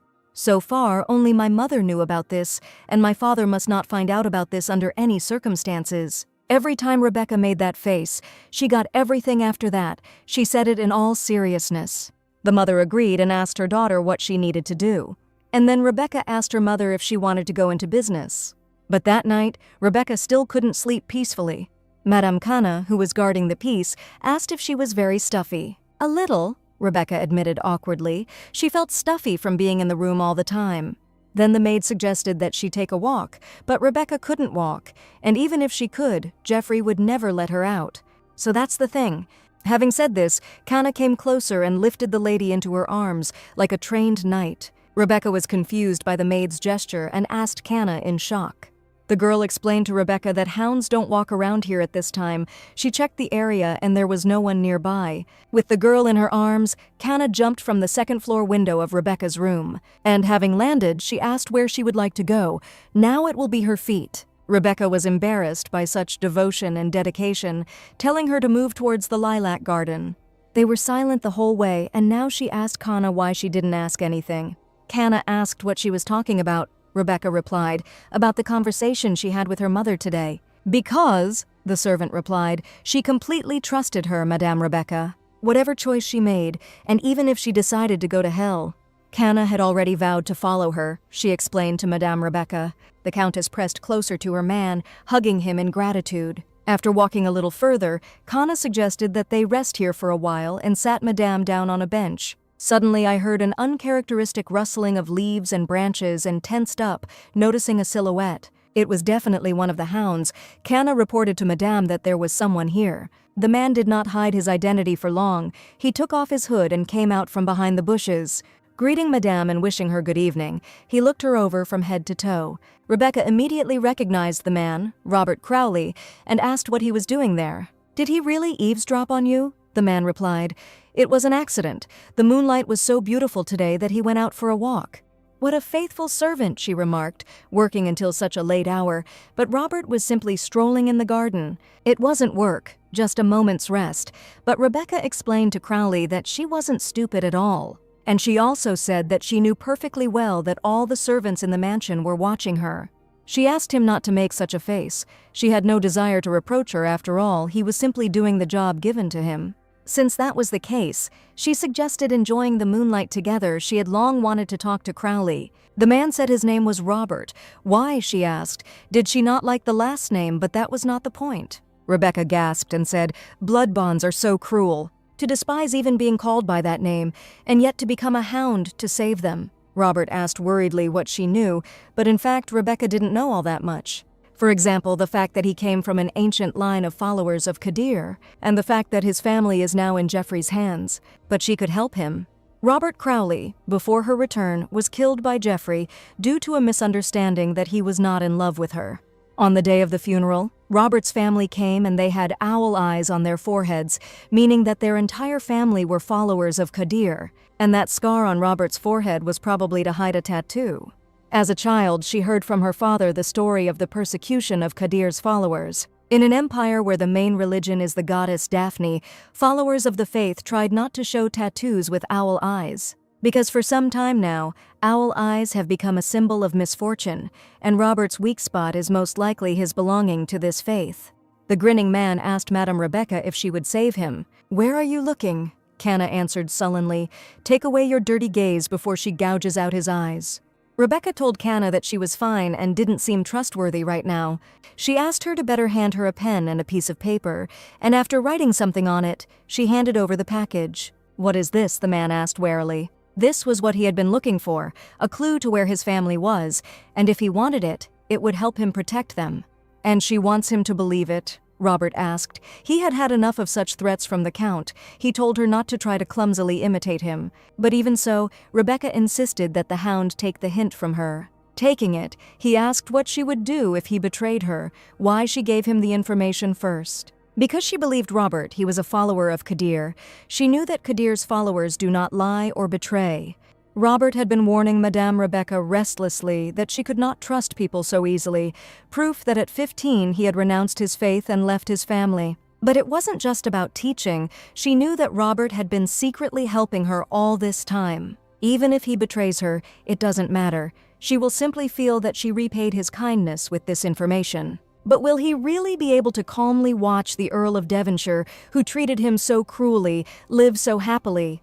She told Robert that she definitely couldn't, and therefore suggested that he take revenge. Destroy him and wipe him off the face of the earth. Give him back the pain he made them feel. Robert had been living in a hole for a very long time, where not a single ray of light penetrated, serving the Count. He believed that there was no way to escape from this damned Count.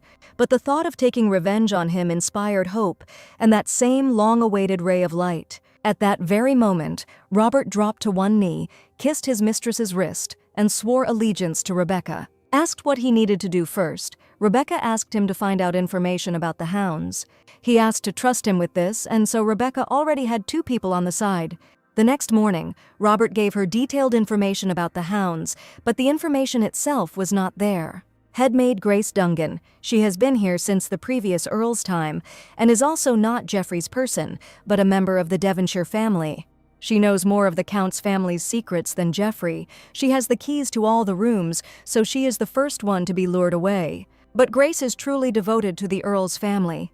She's not like the other hounds. Geoffrey has no dirt on her, because she's already lost her entire family. Yet she is loyal to the Devonshires, and to successfully carry out her revenge, she must at all costs win Grace Dungan over to her side. But it will be difficult right away. They will not give up easily. Having remembered everything, Rebecca asked Canna to get rid of the documents. "Yes, Madame Rebecca," answered Canna, and then the Countess asked where Geoffrey was now. Canna replied that the Count had left for the palace early in the morning because of a meeting, which was good, meaning he would return late in the evening. She could already walk, and standing up told Canna that she needed to go out for a while. That same morning, Grace scolded the workers for not being able to do their jobs properly. She tisked, realizing how hopeless and stupid they were. Suddenly her gaze was caught by Canna passing by, heading towards the male servants' rooms. But remembering how hard-working she was, Grace thought, no, she's not the type to do stupid things, everything is fine. And then she raised her head, looking out the window of the Countess's room. The girl inside either turned away abruptly and left, or was simply staggering near the window. Either way, it looked suspicious, and the headmaid tensed up. And after a while, Robert showed Rebecca the place through which she could exit and gave her what she asked for. Rebecca thanked him and said that he had gotten some good stuff.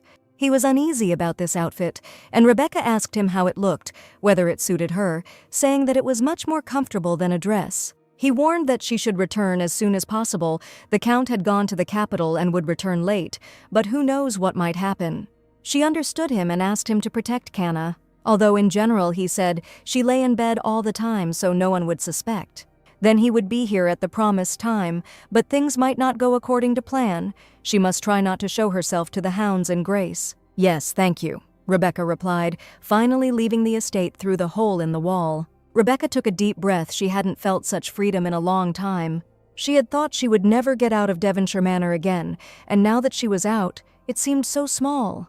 Having stopped the cart, the man informed the young lady that they had arrived. She thanked him and asked the man what his name was. His name was Adolf. He was a coffee bean merchant in the city center. If she came in, he would treat her to a cup of coffee. Rebecca thanked him and said goodbye to her dear uncle. Arriving at the place, she was greeted by not the most welcoming signs and very dire warnings. Eustace McQueen, a botanist who will eventually discover the properties of the Devil's Claw, and an eccentric who constantly sits in his laboratory. Geoffrey tried to win him over to his side using low tricks, but he had no weak points, so he failed. Taking a deep breath, the Countess called loudly for Mr. McQueen, but was met with silence. But she did not give up and continued to knock on the scientist's door, banging on it and calling him loudly. And finally, the man emerged from his laboratory, shouting angrily, asking if she had seen the sign, and ordered her not to disturb him and to get out. An unpleasant smell of tobacco came out of the open door of the house. Leaning against the doorway, he raised an eyebrow, waiting to see what the visitor would say to him this time. The girl greeted Mr. Eustace enthusiastically and said that she had come to him with a proposal. The proposal, he asked, is she another person sent by this count? He said that he does not intend to play aristocratic games for money. Now they are buttering him up, saying that he will be able to conduct any research, but in the end they will constantly bother him. That's obvious. Telling her to get out, he slammed the door, and then Rebecca asked if the gift she had brought him would then not be needed. Fresh from the oven, fresh spring potatoes grown in Montpellier, she especially singled out.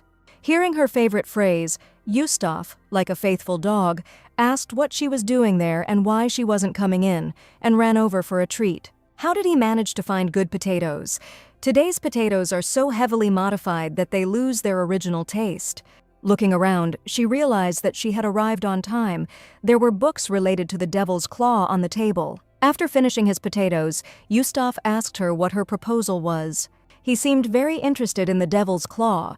The scientist was surprised that she knew just by looking at the books and asked if she was interested in plants. Rebecca couldn't say that not at all, by the way.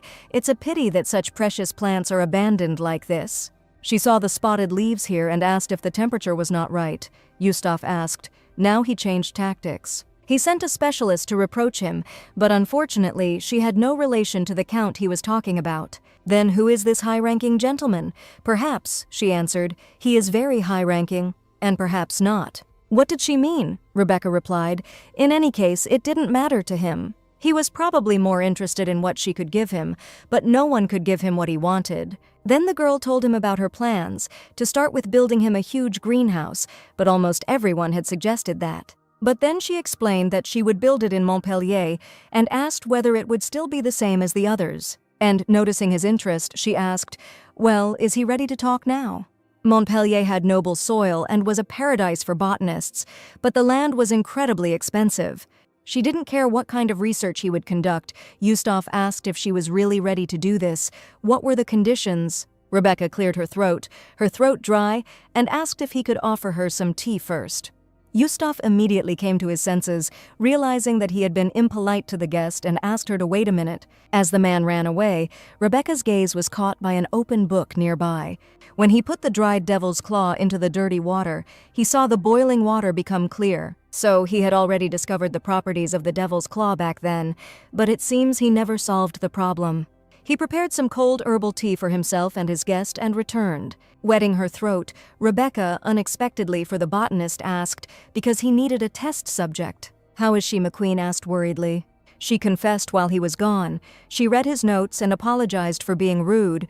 They were open, so she just took a look. This theory is interesting, a theory that will interest her employer. He asks about the conditions. They are simple. He can conduct research under the direction of her employer. She will provide him with a test subject and devil's claw seeds. But Yustaf didn't want to. Rebecca asked why, but if he succeeds in his research, then all the laurels will go to that high-ranking gentleman, he replied.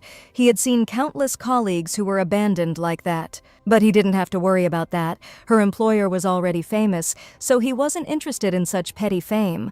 Petty glory, he was indignant. The publication of this will cause a huge resonance. Resonance, she asked. This is almost a panacea. It was amazing how he had discovered something like this. She recognized the true value of his theory. Until now, in scientific circles, he was called only crazy and psychotic, but she said that she would get a test subject. Her employer, by any chance, was not from the shadow world. He wanted to rise to the top, so illegal business was out of the question. Rebecca handed him the pendant and asked if it would suit him, and after examining it, Yustaf realized that it was the coat of arms of the Duke's Johannes family. And then, putting up with all the conditions, he asked where he could sign. The dimensions turned out to be much more impressive than she had heard from rumors. Was Rebecca really marrying Duke Johannes? The daughter's future husband greeted Madame Obelia. He was glad to meet her and introduced himself as Julian Johannes. He heard the general outline of their situation from Rebecca and asked if she would take over the new business. This was true, but the woman doubted whether she could cope. If it was her, Mom, then Julian believed she could handle it and asked if she hadn't been running Obelia's house all this time. Oh, and since she is Rebecca's mother, that means she is his mother too, so he asked her to speak casually. The woman thanked him. But then he became tense. Earlier he had asked why she should do business. If she had a lot of debts, he could pay them off. But paying off the debts was only a temporary solution. The father could get into debt again and turn to the Count for help. She was going to hand over the position of head of the family to her mother. If it weren't for her, the Obelia house would have gone bankrupt, but finances were needed for this. Before she gets divorced, she must eliminate the factors that will threaten her from Jeffrey, her family, and Liberty Orphanage. He asked if she could tell him more about the business. The letter said so, but he wanted to hear the details from her. The Viscountess could explain that. It was a kind of rental salon. As he knew, all the noble ladies in the empire held their salons in their houses, right? He replied, because it was a place for parties. But this also comes with a considerable burden. You have to constantly decorate the house in accordance with fashion, and the servants could spread rumors to the husband. Because they can't talk about personal matters calmly, they will rent out space for a salon. They will decorate and rent out rooms or gardens according to the tastes of clients, who will be able to set up safe salons at a low price. But won't this prove that they are not able to decorate their home? Aristocrats don't like ready-made things. Will they like it? She will like it, he answered. Where does such confidence come from? Asked the Duke. It's all because she herself would like the same. Not all aristocrats have a lot of money and time. They also plan to create a private salon for special guests. This should be enough. And after this, Madame Obelia began to tell a more detailed plan of action. And Julian was convinced that Rebecca's words were true. She was more than worthy of becoming the head of the family. Having discussed all the details, they were planning to leave, when suddenly the woman stopped the Duke. And now, as a mother, and not a business partner, she asked what exactly he liked about Rebecca. This question came as a surprise to the Duke, and he wondered what he liked about her. He remembered Rebecca's words about if he wanted to save his little sister, her deep, unsolved gaze at that moment. And he answered her mother because she is incredible, she asked again. True, Julian confirmed. Rebecca was the most incredible woman he had ever met. Returning cautiously to the estate, Rebecca asked where Jeffrey was. Robert replied that the Count had not yet returned and asked her not to do such reckless things again. There was nothing to be done. Meeting this man was too important. In any case, he asked her to quickly change her clothes and come back. While putting on her wig, Rebecca asked what the flowers were for. Robert replied that it was insurance just in case, and holding out the tray, asked her to take it. But fortunately, everyone was busy preparing for dinner, and if things continued like this, everything would end well. Suddenly, the head maid Grace called out to Robert, and both accomplices stopped, startled. Looking coldly at the girl next to him, she asked who it was. Rebecca's heart sank with fear that now everything would be revealed and reported to the Count. Robert, calming the anxiety in himself, said, "It was the maid who was just bringing tea to Madame's room." The head maid raised her head again, examining the figure of the girl, whose hands were shaking as she held the tray. "Of course," said Grace, believing Robert's words. "Madam must not be kept waiting." But then she stopped the servant and, since she was already going upstairs, asked her to tell Madam that Lady Fabiana would visit her tomorrow. This unpleasant and vile image immediately popped into her head, how this woman called her ill-mannered. Rebecca's face immediately twisted at the mere mention of this person's name out loud. Fabiana Devonshire, an obedient wife to her husband and a loving, tender mother, and at the same time a terrible mother-in-law who cruelly tormented her. After she married Geoffrey, she was jealous and hated her for taking over her son's attention. Deliberately dropping the cake on the floor, she said, "What a pity," since she baked it herself. And she asked her daughter-in-law why she was frozen, why she wasn't going to at least eat from the floor. She was constantly putting moral pressure on her and tormenting her. But there were no secrets in this mansion, and Geoffrey, having learned of his mother's atrocities, drove her away. But Fabiana did not give up and, like today, she suddenly appeared in the mansion. The Count asked how she was, how comfortable. "This is the only handmade wheelchair in the empire she loved walks, and the attending physician said that lying down for a long time was also not good." Now it became clear to Rebecca that the chain attached to the chair was equal to the radius of the garden. The Count was informed of Madame Fabiana's arrival, Geoffrey hissed, and suggested that Rebecca go inside, leaving this woman to Alicia. "Everything is fine," she told her husband. "She received such a good gift. She needs to fulfill her marital duty. She will go to her mother." Canna brought the lady to the garden, in the gazebo of which Mother and Alicia were sitting. Fabiana, in her usual habit, poured out the tea, complaining of her temperature and asking if she would like another one. "Yes, Mother," the girl answered, pouring her tea for the umpteenth time. But after trying it, Madame capriciously said, "Now it's too hot." True, Alicia couldn't bear it any longer, and got up from the table, and she irritably hit the servant, venting her anger on her. Fabiana exclaimed in shock. "What was she doing?" Alicia replied. "She always didn't like the temperature of the tea. Either it was too cold or too hot, or you didn't like the aroma of the tea, then wasn't it the fault of the maid who brought the tea and water?" Madame screamed, shaming Alicia, as expected. Since her origins are low, her actions are also low. "Yes, then how noble is she," asked Alicia, "that she cannot even receive a greeting from her precious son?" Watching this, Rebecca realized that nothing had changed since then.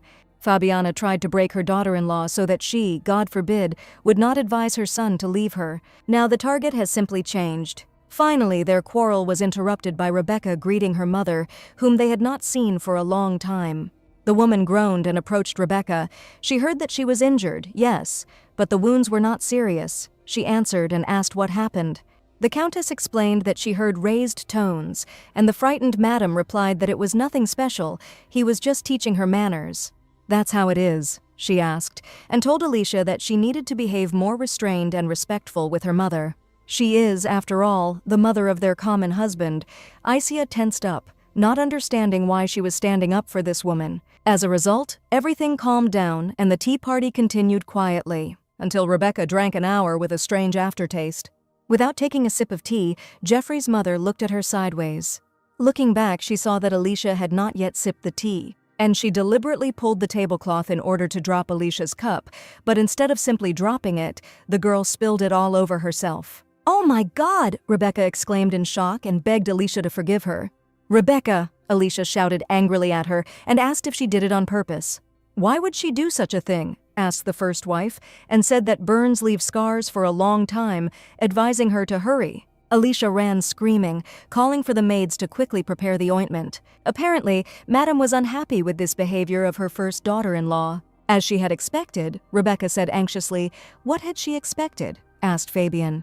She told her mother that she had spilled the tea because Alicia had irritated her, and the woman asked if she wanted to say that she was jealous now. "Yes," Rebecca admitted, almost crying. "Asia is more beautiful than her, and she will even have a child. How can she act differently if Geoffrey loves Alicia more?" The former countess wondered what had happened to the girl who, no matter how much she tormented her, never showed her feelings and endured everything. After all, she is a woman too, so of course she is angry that her husband brought another woman. Mother carefully asked her not to worry, saying that she was the only real countess here. Rebecca admitted to her mother that when she spoke like that, she felt a little calmer. She also asked what kind of tea it was. When she drank it, she felt so calm it was she who brought it. "That's right," she asked uncertainly, and said that it was tea that she had prepared especially for her. "I asked her if she liked it, maybe I could give her some. She had a lot of it." Having accepted a jar of dried herbs from the Count's mother, Rebecca hoped that she would not have to use them. Hearing a knock on the window, Rebecca came closer and saw a sacred animal outside the window. Leo was nestled comfortably on the window. Opening the window for him, she said that she had prepared some milk in case he came. How wonderful! Canna said that cats loved this milk and hoped that he would like it. However, looking back, instead of a cat, there was a human silhouette standing behind the curtains. "Rebecca?" Julian asked in surprise, emerging from the curtains. A few hours ago, Julian received a letter from his sister congratulating him on his renewal day. Along with the note was a postcard drawn by the girl herself. Claude asked his lordship if he should return the gift this time too. "No need," Julian said heavily, and said that he could go. The butler was pleased with the news. Claude left the Duke's room and the woman asked him how it went. Claude enthusiastically reported that the Duke accepted the gift, and she was truly delighted. "Oh my God, Lady Lily will be so happy." "But what came over him?" the lady asked, and the guy suggested that he felt a little sorry for Lady Lily. As the night approached, the cat entered the Duke's room, sensing that Julian asked Leo to come in and asked if he wanted a drink too. But then he remembered that he eats nothing but his divine power. What a pity. Leo was completely out of his mind, he swore. Stop being sad every birthday. It sounded offensive. He should have understood his feelings. And his soulmate must console him. It was the union of a child born to produce descendants, and the immortal being who must watch these children die. The gods are so cruel. Julian asked Leo what he would become if the curse was lifted, as nothing he owned was earned with his own hands. "If he is not of the sacred line of Duke Johannes, then who is he?" he asked in despair. Leo watched indifferently as the child under his supervision wallowed in grief and jumped off the sofa. Sharing his emotions with the boy, the immortal said that this was a birthday present for him and jumped out of the window. And so, the Duke found himself in Devonshire, in the room of his future wife. Rebecca asked worriedly how he ended up here in the middle of the night, and besides, Leo had just been here. "Leo was here," Julian exclaimed in shock, realizing what the bastard had done. But the Countess immediately shut his mouth and, looking back at the door, hissed. Nodding to Rebecca, he thought he now understood what had happened. Leo, that bastard. She told him to answer quickly how he actually got here. "It seems that the all-knowing Rebecca does not know this," Julian quipped. Rebecca asked if he was being sarcastic now, not knowing if he was drunk, but continuing to follow him with her eyes. What was more important now was that for some reason today he looked especially lonely. "What does this look like? Like an ill-mannered child?" He smiled, although in her eyes he probably looked like that. She asked why he thought that. She was just looking because everyone was looking at him that way, and he hadn't had any etiquette to begin with. Because formalities like polite speech bore him, he suggested switching to informal terms, since they would soon become husband and wife anyway. Rebecca easily agreed to his conditions and said, "Okay, let's do it this way." For some reason, this amused the Duke. Although he tried to hide it, Rebecca asked why he was laughing. "It's just that," he explained. Her reaction was very different from usual. Usually girls get furious or refuse. He was getting off topic again, and Rebecca repeated the question. Julian replied that they could switch bodies. Then, she asked, "He was Leo." "Not exactly, they could change places, let's say it was a kind of teleportation." "It's surprising," she replied with a chuckle, and her reaction was not as violent as before. Didn't that surprise her? "Anything can happen in life," she replied. "She herself died and then was resurrected, so some kind of teleportation is a trifle." In response to such a calm reaction and resignation to reality, the man thought. And then he admitted that sometimes he seemed like a person who was living more than one life. She was scared, but decided not to focus on it. If he could teleport away easily, he should return home immediately. It's too dangerous here. But this was problematic. Teleportation consumed a lot of divine power, and to recover, you had to wait at least 3 hours. With a heavy sigh, Rebecca made him promise to return as soon as 3 hours had passed, and Julian agreed. Hours flew by while they talked, and then Julian brought up the topic that it was difficult for him to contact her. They could exchange letters, but it was still difficult. He asked if she couldn't go outside at all. "Well, something like that," Rebecca answered, especially now that she was pretending to be injured. "She's hurt," he exclaimed in shock. "How badly? Why didn't she tell him before?" "Quiet, don't worry. She said she was just pretending. It just so happened that she fell down the stairs on her own." He asked why she did it, for what reason, and Rebecca answered sadly that this was the only way to gain freedom. Because a sick doll will be left alone until she gets better. Holding back his anger, he asked what he needed to do to get her a divorce within a month. It wouldn't be easy. First, she needed to save up some money. And most importantly, it takes time for the devil's claw to grow. Truly, he was inspired. Then he will solve the problem with money. Rebecca was grateful for his desire to help her free herself sooner. And burying her hand in his hair, she said to Julian, "In any case, thank you for your concern." He looked at her, his heart began to beat faster, and when she removed her hand, he suddenly grabbed it. Enjoying this moment, Julian looked straight into her eyes. Rebecca was taken aback.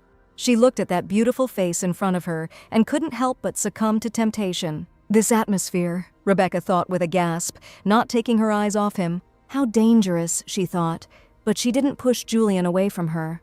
Suddenly, this moment unexpectedly ended. As if dissolving into thin air, Julian returned home, and instead of him, Leo appeared on the bed, who had been lounging on the bed until then, and did not expect to be interrupted from his cat business. "Has it really been 3 hours already?" Rebecca asked in disbelief. Leo angrily beat her with his tail. Having moved home, the Duke found himself on his bed and sighed heavily. Moments of intimacy with Rebecca, her words, her gentle voice, and so on continued to appear before his eyes. Julian plopped down on the bed, breathing out in a trembling voice. He said, "Damn it."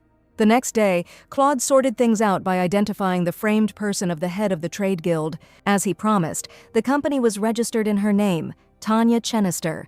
And so what? She was indignant. She would not be a puppet, asking what he was hiding. Claude repeated that he had his reasons. Was it really that hard to listen to his brother? But his sister told him to quickly spill the beans. If he doesn't tell, she'll tell everyone. Just like last time, when she cut a tuft of Leo's fur, she left him bald, and the Duke also went bald then. What a blessing that Leo kept silent.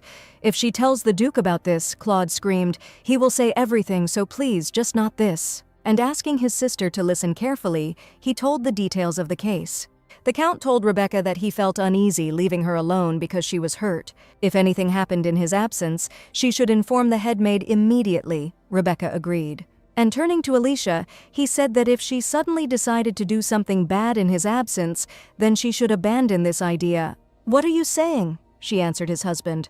"Of course not." She asked him not to worry and to return the Count quickly. It was not in vain that he had been busy with her upbringing these days, the Count said with a grin, and finally left. As Kanna's investigation showed, this was the Emperor's order, and to think that Jeffrey left at such an opportune moment. Julian said he would finish it in 2 months. He was really good at keeping his promises. Today, on her way from the market, Kanna was given a note and told to deliver it to her immediately. Thanks to this, she will finally be able to meet the sender of this note. Her proxy from the Trade Guild wrote to her, informing her that they were ready to open. Today was a beautiful day to visit them, and a replacement maid just arrived. There was a knock at the guild building, and Tatiana ran up to the door and impatiently asked to come in. Rebecca said that she had come to meet with the head of the trading guild, and she was the head. The girl asked who she was, and then the Countess said that she had heard that she wanted to see her. Tanya was just a front person, so she asked the lady to sit here. There was a silence, but then Rebecca said that she intended to stick to her role as her business partner until the end. Therefore, that place rightfully belonged only to her. She believed in Julian's insight. But her brother had said that she was manipulating Duke Johannes as she pleased, and she had expected a fierce struggle. They didn't have much time, so she asked to get straight to the point. The only thing she was interested in was money, and she suggested dividing the odds to arrive 6-4. Tatiana shuddered and asked in whose favor the 6 was. In hers, she replied. She would only provide useful information, but all the difficulties would fall on the shoulders of the head.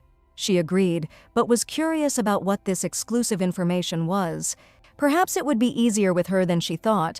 Rebecca handed over a list of goods, the prices of which would soon skyrocket. Since she was able to find out who she was, she believed that she could easily make a lot of money from it. But, after running her eyes over the list, Claude's sister realized that these goods were now worth nothing. The girl asked incredulously if she had the gift of foresight. Otherwise, how could she know that prices for goods would rise? So, we can say that the information is reliable. They only recorded luxury items that were popular at that time in the past life. She must establish a monopoly on ladybugs from Tamara, making it so that they can only be bought here. The discussion of business dragged on until dawn, and Tanya said that she had to, no, that she would definitely manage. Well, since they had discussed everything, Rebecca said that she would go. The girl asked if she could stay for another cup, and the Countess replied that she would, if possible, devote more time to her next time. And just before leaving, she asked where she should send the reports. And Rebecca asked the girl to pass them on to Julian, so that she would also be aware of the situation. Okay, Claude's little sister answered, surprised and embarrassed. Now it seemed to her that there was something more between them than she had imagined. Julian came to an audience with the Emperor and asked how he was doing. It was surprising that he came to him like this. He never asked for an audience unless he himself called him, so that's what's happening. He heard that he would carry out the task he had given him last time flawlessly, and his gratitude was late. Julian reflected on the favors His Majesty had done him and realized that he had never done anything to truly please him. And then he informed the Emperor that from that day on, he had decided to turn away from the temple and take his side. He will turn away from the temple, the Emperor asked worriedly. When he tried to convince him before, he did not even flinch. So what made him change his mind? He answered, laughing. Someone pushed him into action. He had been planning to destroy the temple for a long time. And yet, he was terrified, afraid that he would lose everything as soon as the blessing disappeared. Isn't it funny? He had fought all his life to escape the shadow of God, but when the chance finally came, he did not want to let go of the coins he held in his hand. Still, when I found out that she was so desperate to break free, putting herself in danger, it was like a blow to the head. It was still a secret, but one day he would find out everything. But for now, the Duke wanted to prove to His Majesty that he was truly on his side. The Emperor was always glad of such news. When they were left alone, the Duke asked if he remembered the faith of Kadir. Does he really plan to revive her to oppose Daphne? Of course not, the Duke replied. He has neither the strength nor the reason to do so, and yet they can still learn from the mistakes of history. The Church of Daphne will fall just as the Kadir centuries once fell, planting the seed of a new religion. He heard that his father had taken a fifth wife. The bride was more than 13 years younger than him, practically a child. But the catch is that this young woman was once engaged to that same famous artist of the empire, Berenice. So the Pope used his power to steal her.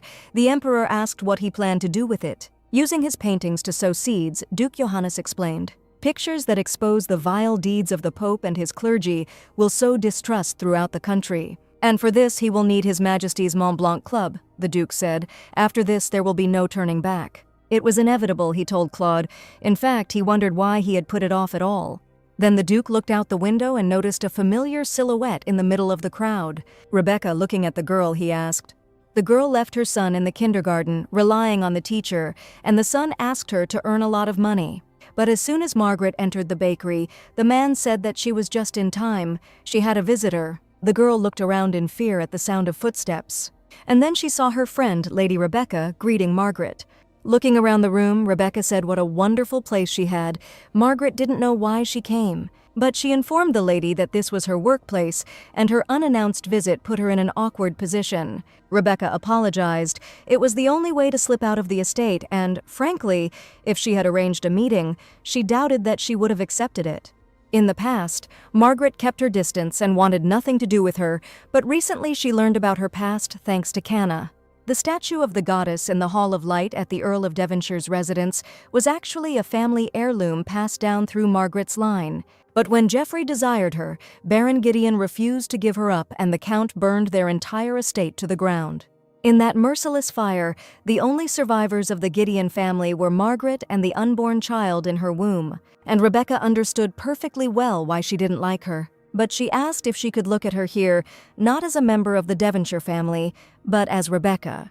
She said she came to offer her a job, she was opening a new business, and wanted her to become a pastry chef. Margaret was just a baker from a small town and didn't understand why she was making such an offer, since they weren't even close. That's because, Rebecca began, even though she didn't like talking to her. In her past life, Margaret allowed her to work in her salon, and I even helped her with home-cooked food. In fact, she is kind and selfless, and I wanted to repay her kindness. Rebecca promised that it would never be a losing deal for her, and that she would receive half of all profits as payment.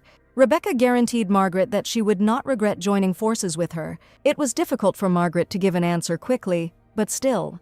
The bakery worker couldn't let Margaret's friend go empty-handed, even though she told him it wasn't necessary. But since she couldn't bring it back to the estate, she might as well try it now. After trying it, she realized how delicious it was, when suddenly someone's heavy hand fell on her shoulder. Rebecca looked back cautiously, horrified, wondering if a bloodhound was following her. But looking back, she shuddered even more. Seeing Julian in front of her, the man himself also became wary. "What are you doing here?" she said, alarmed, almost screaming. He scared her to death. The Duke admitted that he was passing by and noticed her, approached her out of curiosity, but did not want to frighten her and asked for forgiveness. There were too many eyes here, and he invited her into the carriage, but inside he thought, "Damn, I should have just walked past." But he couldn't resist wanting to tell her how brilliantly he had fulfilled her request. Suddenly, Claude called out to the Duke from outside and said that he had brought what he asked for. "Aha!" Julian asked to let him see this. Rebecca exclaimed, dismayed. It was food sold at the market. The girl remembered how she ate it as a child and how long ago it was. Julian was curious about what the food was like here, so he bought some, and since that was the case, he asked me to try it too. Unfortunately, Rebecca replied, she had to go back and invited him to eat together next time. However, her growling stomach betrayed her hunger and she felt uneasy. Her stomach didn't seem to think so. Julian offered her to eat it. It seemed to be the most delicious. Then, Rebecca agreed to allow herself just one piece. Having tried a little bit of everything, she thought, they say, the familiar taste is worse. It was even difficult to breathe. "Maybe the Count is starving her?" asked the Duke. Having eaten so little, she was already full. It was amazing how all her organs fit in such a thin waist. "Organs," Rebecca repeated, laughing. "He really does speak without embarrassment." The girl's reaction was mesmerizing. Her beauty itself was incredible. And Julian, turning away in embarrassment, thought that after all, a smiling face suited her better. After meeting with the Duke, Rebecca tiredly returned to the mansion, hoping that after such a dinner the dress would suit her. Suddenly I heard the gallop of horses approaching the gate and turned around in fear. And then she saw a carriage rush past, Geoffrey's carriage. Returning, he asked the butler where Rebecca was. He answered that Madame was resting in her room.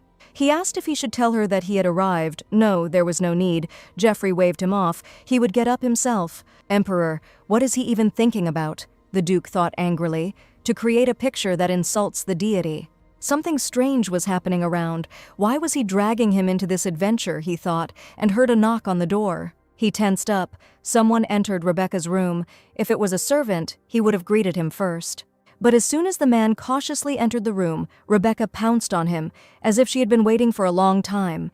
The man, stunned, asked Rebecca if she could walk yet, and the girl awkwardly admitted that she had recently been able to do it again and had been secretly training to surprise him. Ah, his sweet Rebecca, just one look at her makes all his fatigue disappear. While hugging her, he looked closely at the room and thought that the source of the sound was Canna. Rebecca recalled that he said he would be gone for a long time, but returned early. The man frowned as he noted, his tone sounding as if she was unhappy with his early return. "Of course not," Rebecca answered nervously. She was very glad that it turned out that way. He knew it was a joke, but he really would be gone for a long time. He just stopped by to pick up his things, and he needed to leave early in the morning. "So, Rebecca," he asked her to spend this night with him so that the same thing as last time would not happen. Today he would come to her.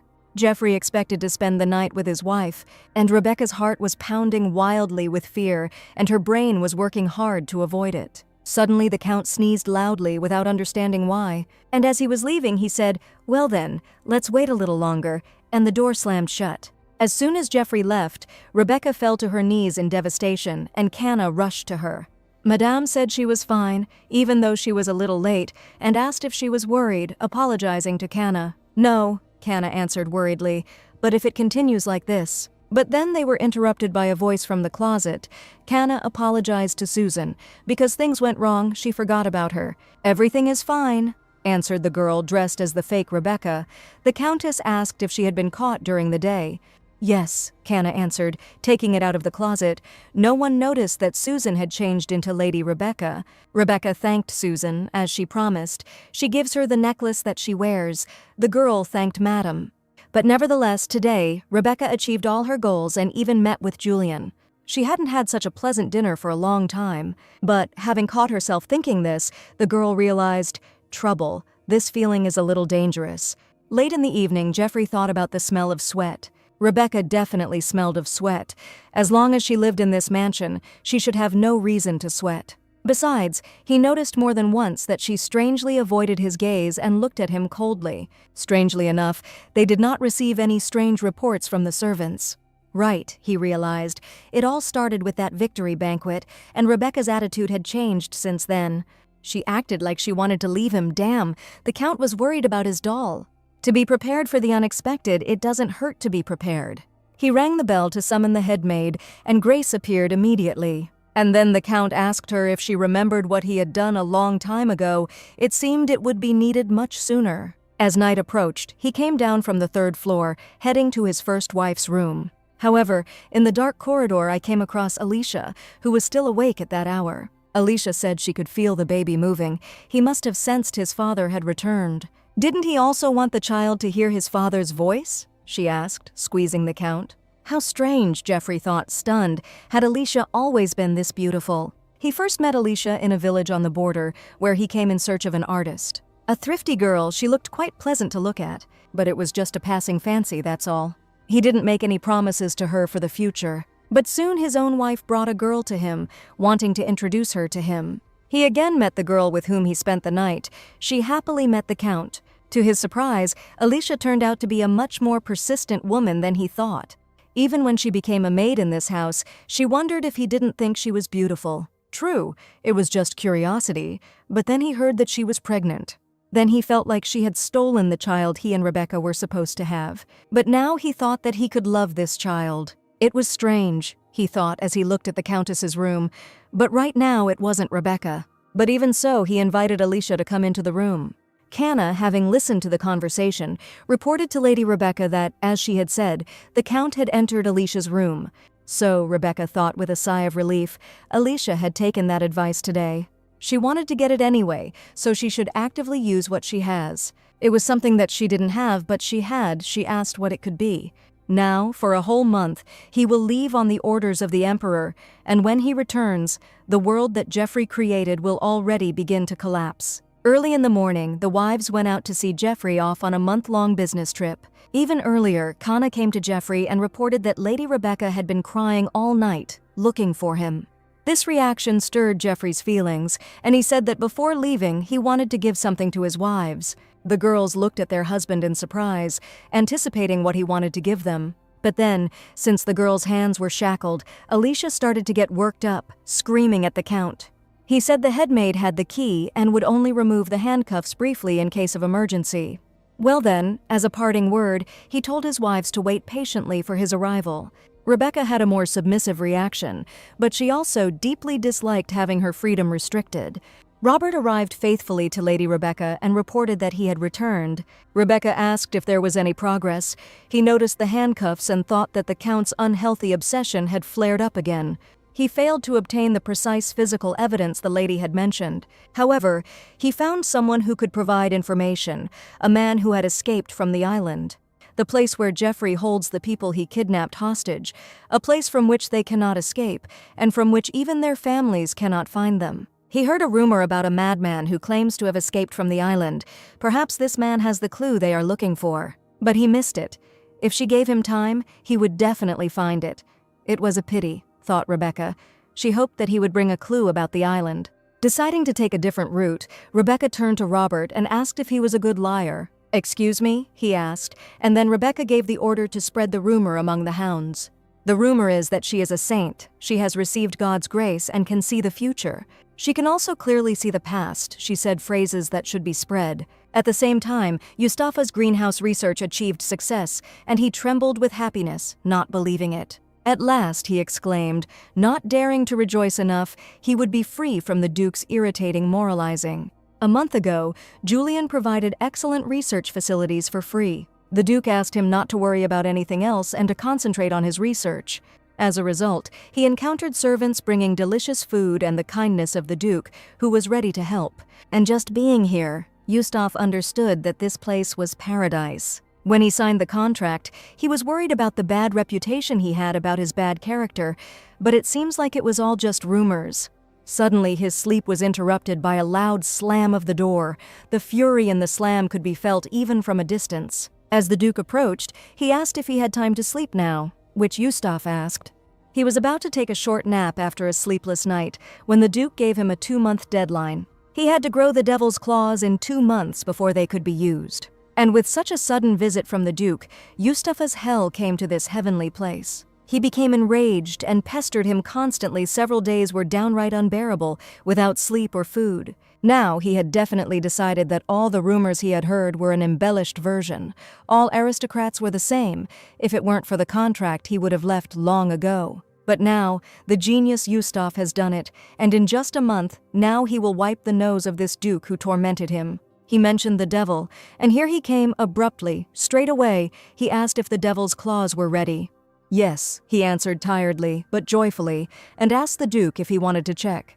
Julian asked how to take it. Yustaf explained, "Just pick a fresh leaf and eat it." He praised the researcher for his productive work and gave him some money for his efforts. Looking at the huge bag, he thought with gratitude at how much money was there. And then Julian apologized. It seems he was too rude because the matter was urgent. Yustafa was very surprised that he was apologizing and thought that maybe he wasn't such a bad, crazy person after all. "Well then, let's get back to work," he said joyfully. The murderous words. "What?" the man asked.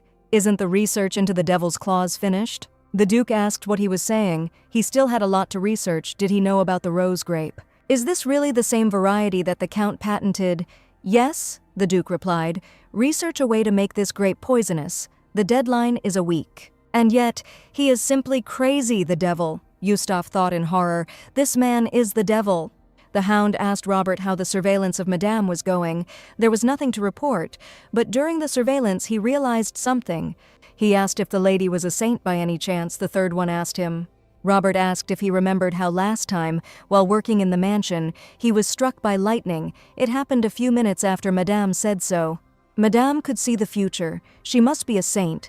Besides, she has a beautiful appearance and a kind character. All the conditions come together. Yes, he's completely lost his mind. It's just a coincidence. Don't talk nonsense. No, another one interrupted him. She's definitely a saint. He saw it too. Not long ago, Madame came to him and said, "Rodrigo, be careful with everything that concerns the sky." "What?" he asked, stunned, but that was all she could tell him.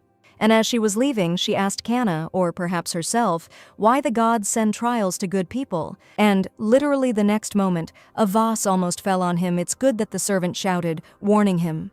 The words she said to him confirmed that Madame really did have the gift of foresight. Henry asked why they still didn't know about Madame Rebecca's abilities. She told Rodrigo that it was a test given to her to be with the Count. So her abilities only manifest when the Count is not around, right? The Count is definitely a test. That same night, a man entered the room and Rebecca asked Rodrigo to come in. Okay, now that he had arrived, she asked if he had decided who he would pledge allegiance to, having acquired another ally. All this time, Geoffrey carried out the Emperor's orders, watching and guarding the artist.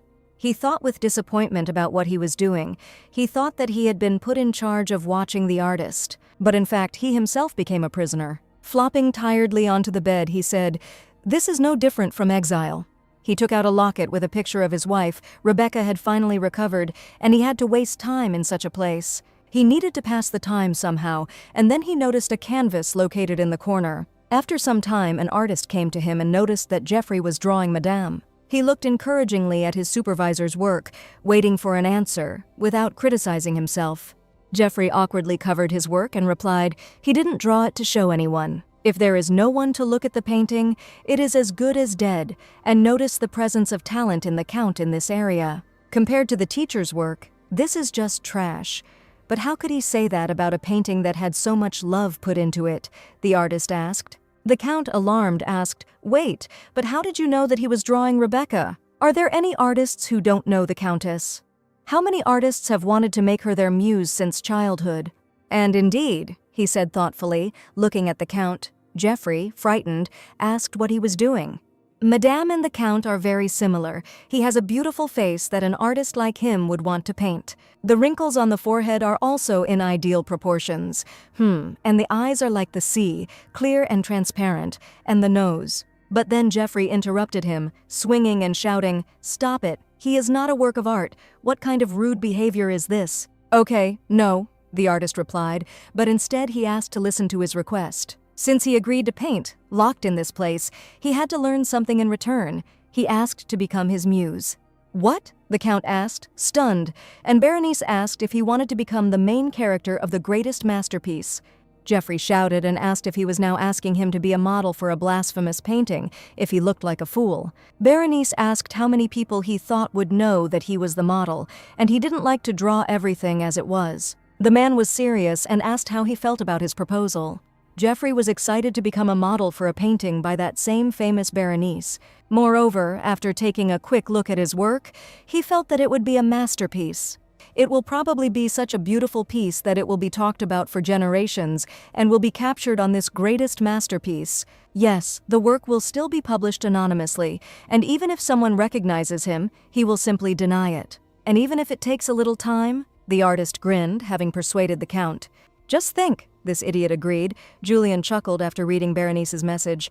He hoped that by locking Geoffrey away this time, he would at least feel a little of the pain that Rebecca was experiencing. What remorse! He's not even fit for recycling. He asked Claude to pass this on to Berenice. And he said that perhaps it would be worthwhile to assign more people to Geoffrey, so much so that it would be disgusting for him to even breathe there. Having given Claude the task, Julian poured himself a glass of wine and walked around the office, looking out the window. He was curious about what Rebecca was doing now, and her image popped into his head. But, succumbing to his feelings, he forgot about the side effects of the divine curse. As soon as the pain in his chest intensified, he instantly rushed to the desk drawer and poured pills into his hand. With trembling hands, he threw them into his mouth, and sitting down on a chair, he breathed a sigh of relief. The influence of the curse was becoming stronger and stronger. It was necessary to get rid of the curse, and to do this, Rebecca had to be rescued from the county as soon as possible. Devonshire family wine and rose grapes, yes. He took the bottle in his hand. He could handle it. Even if he comes back, he won't be able to see Rebecca normally, Geoffrey Devonshire. By that time, only 6 hounds had been bribed according to her data. There were 13 hounds in the mansion. Among them are the Nightblade, who cannot be lured away, the headmaid Grace, and the butler Octavian. Excluding them, more than half of those on her side, all 6 of those bribed had one thing in common: their loved ones were being held hostage. They easily switched to her side when she said that she had the key to salvation.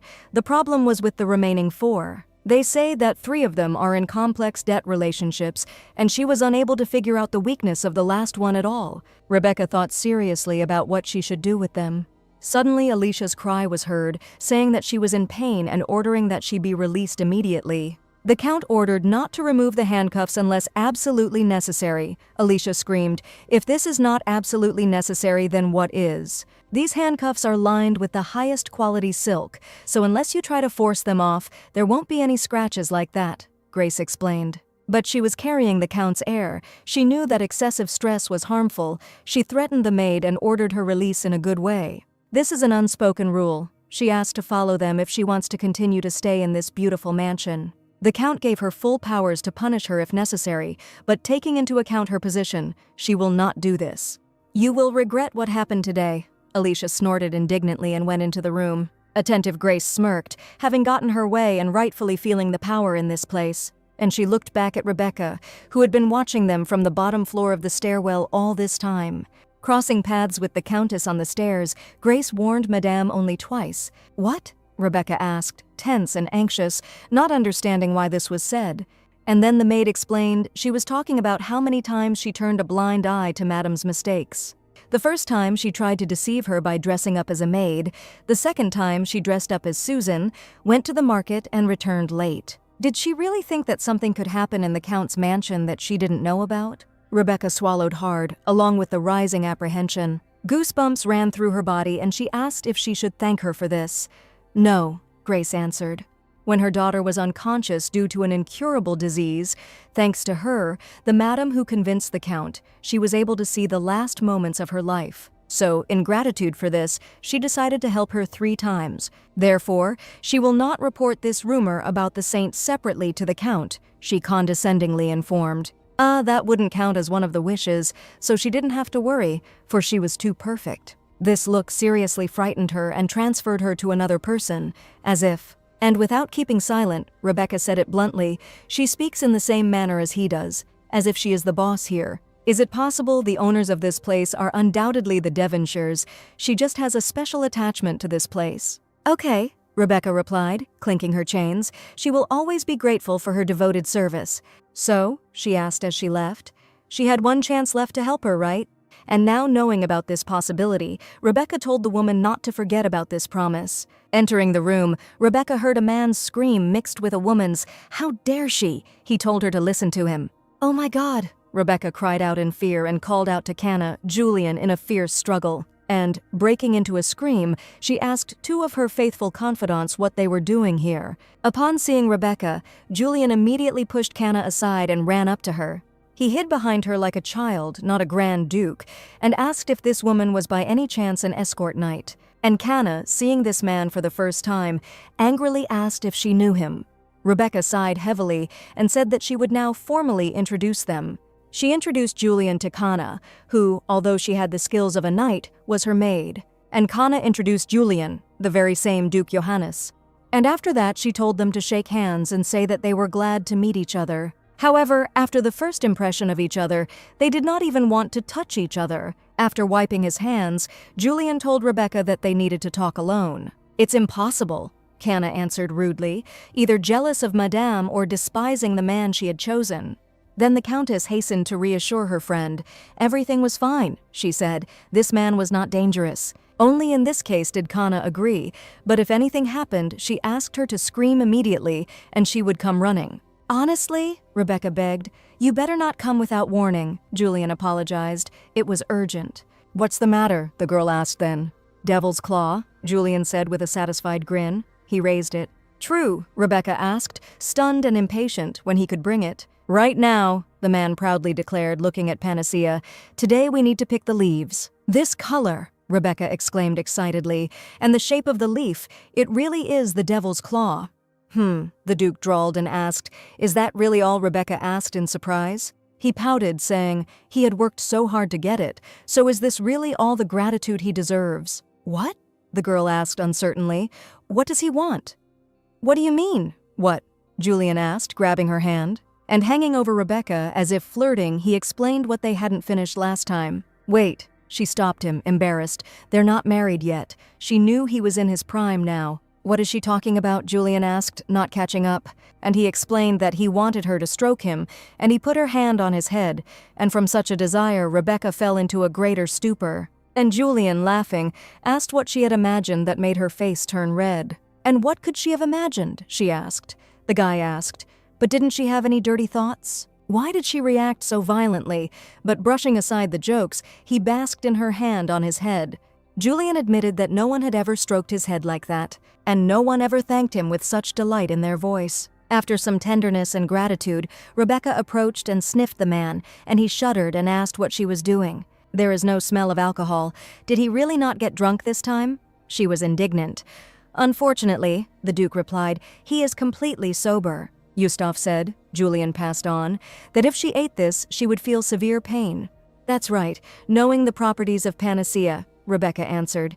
Besides, you'll also become weaker, blisters will appear, and a disgusting smell. And the appearance will become so terrible that everyone will want to avoid you.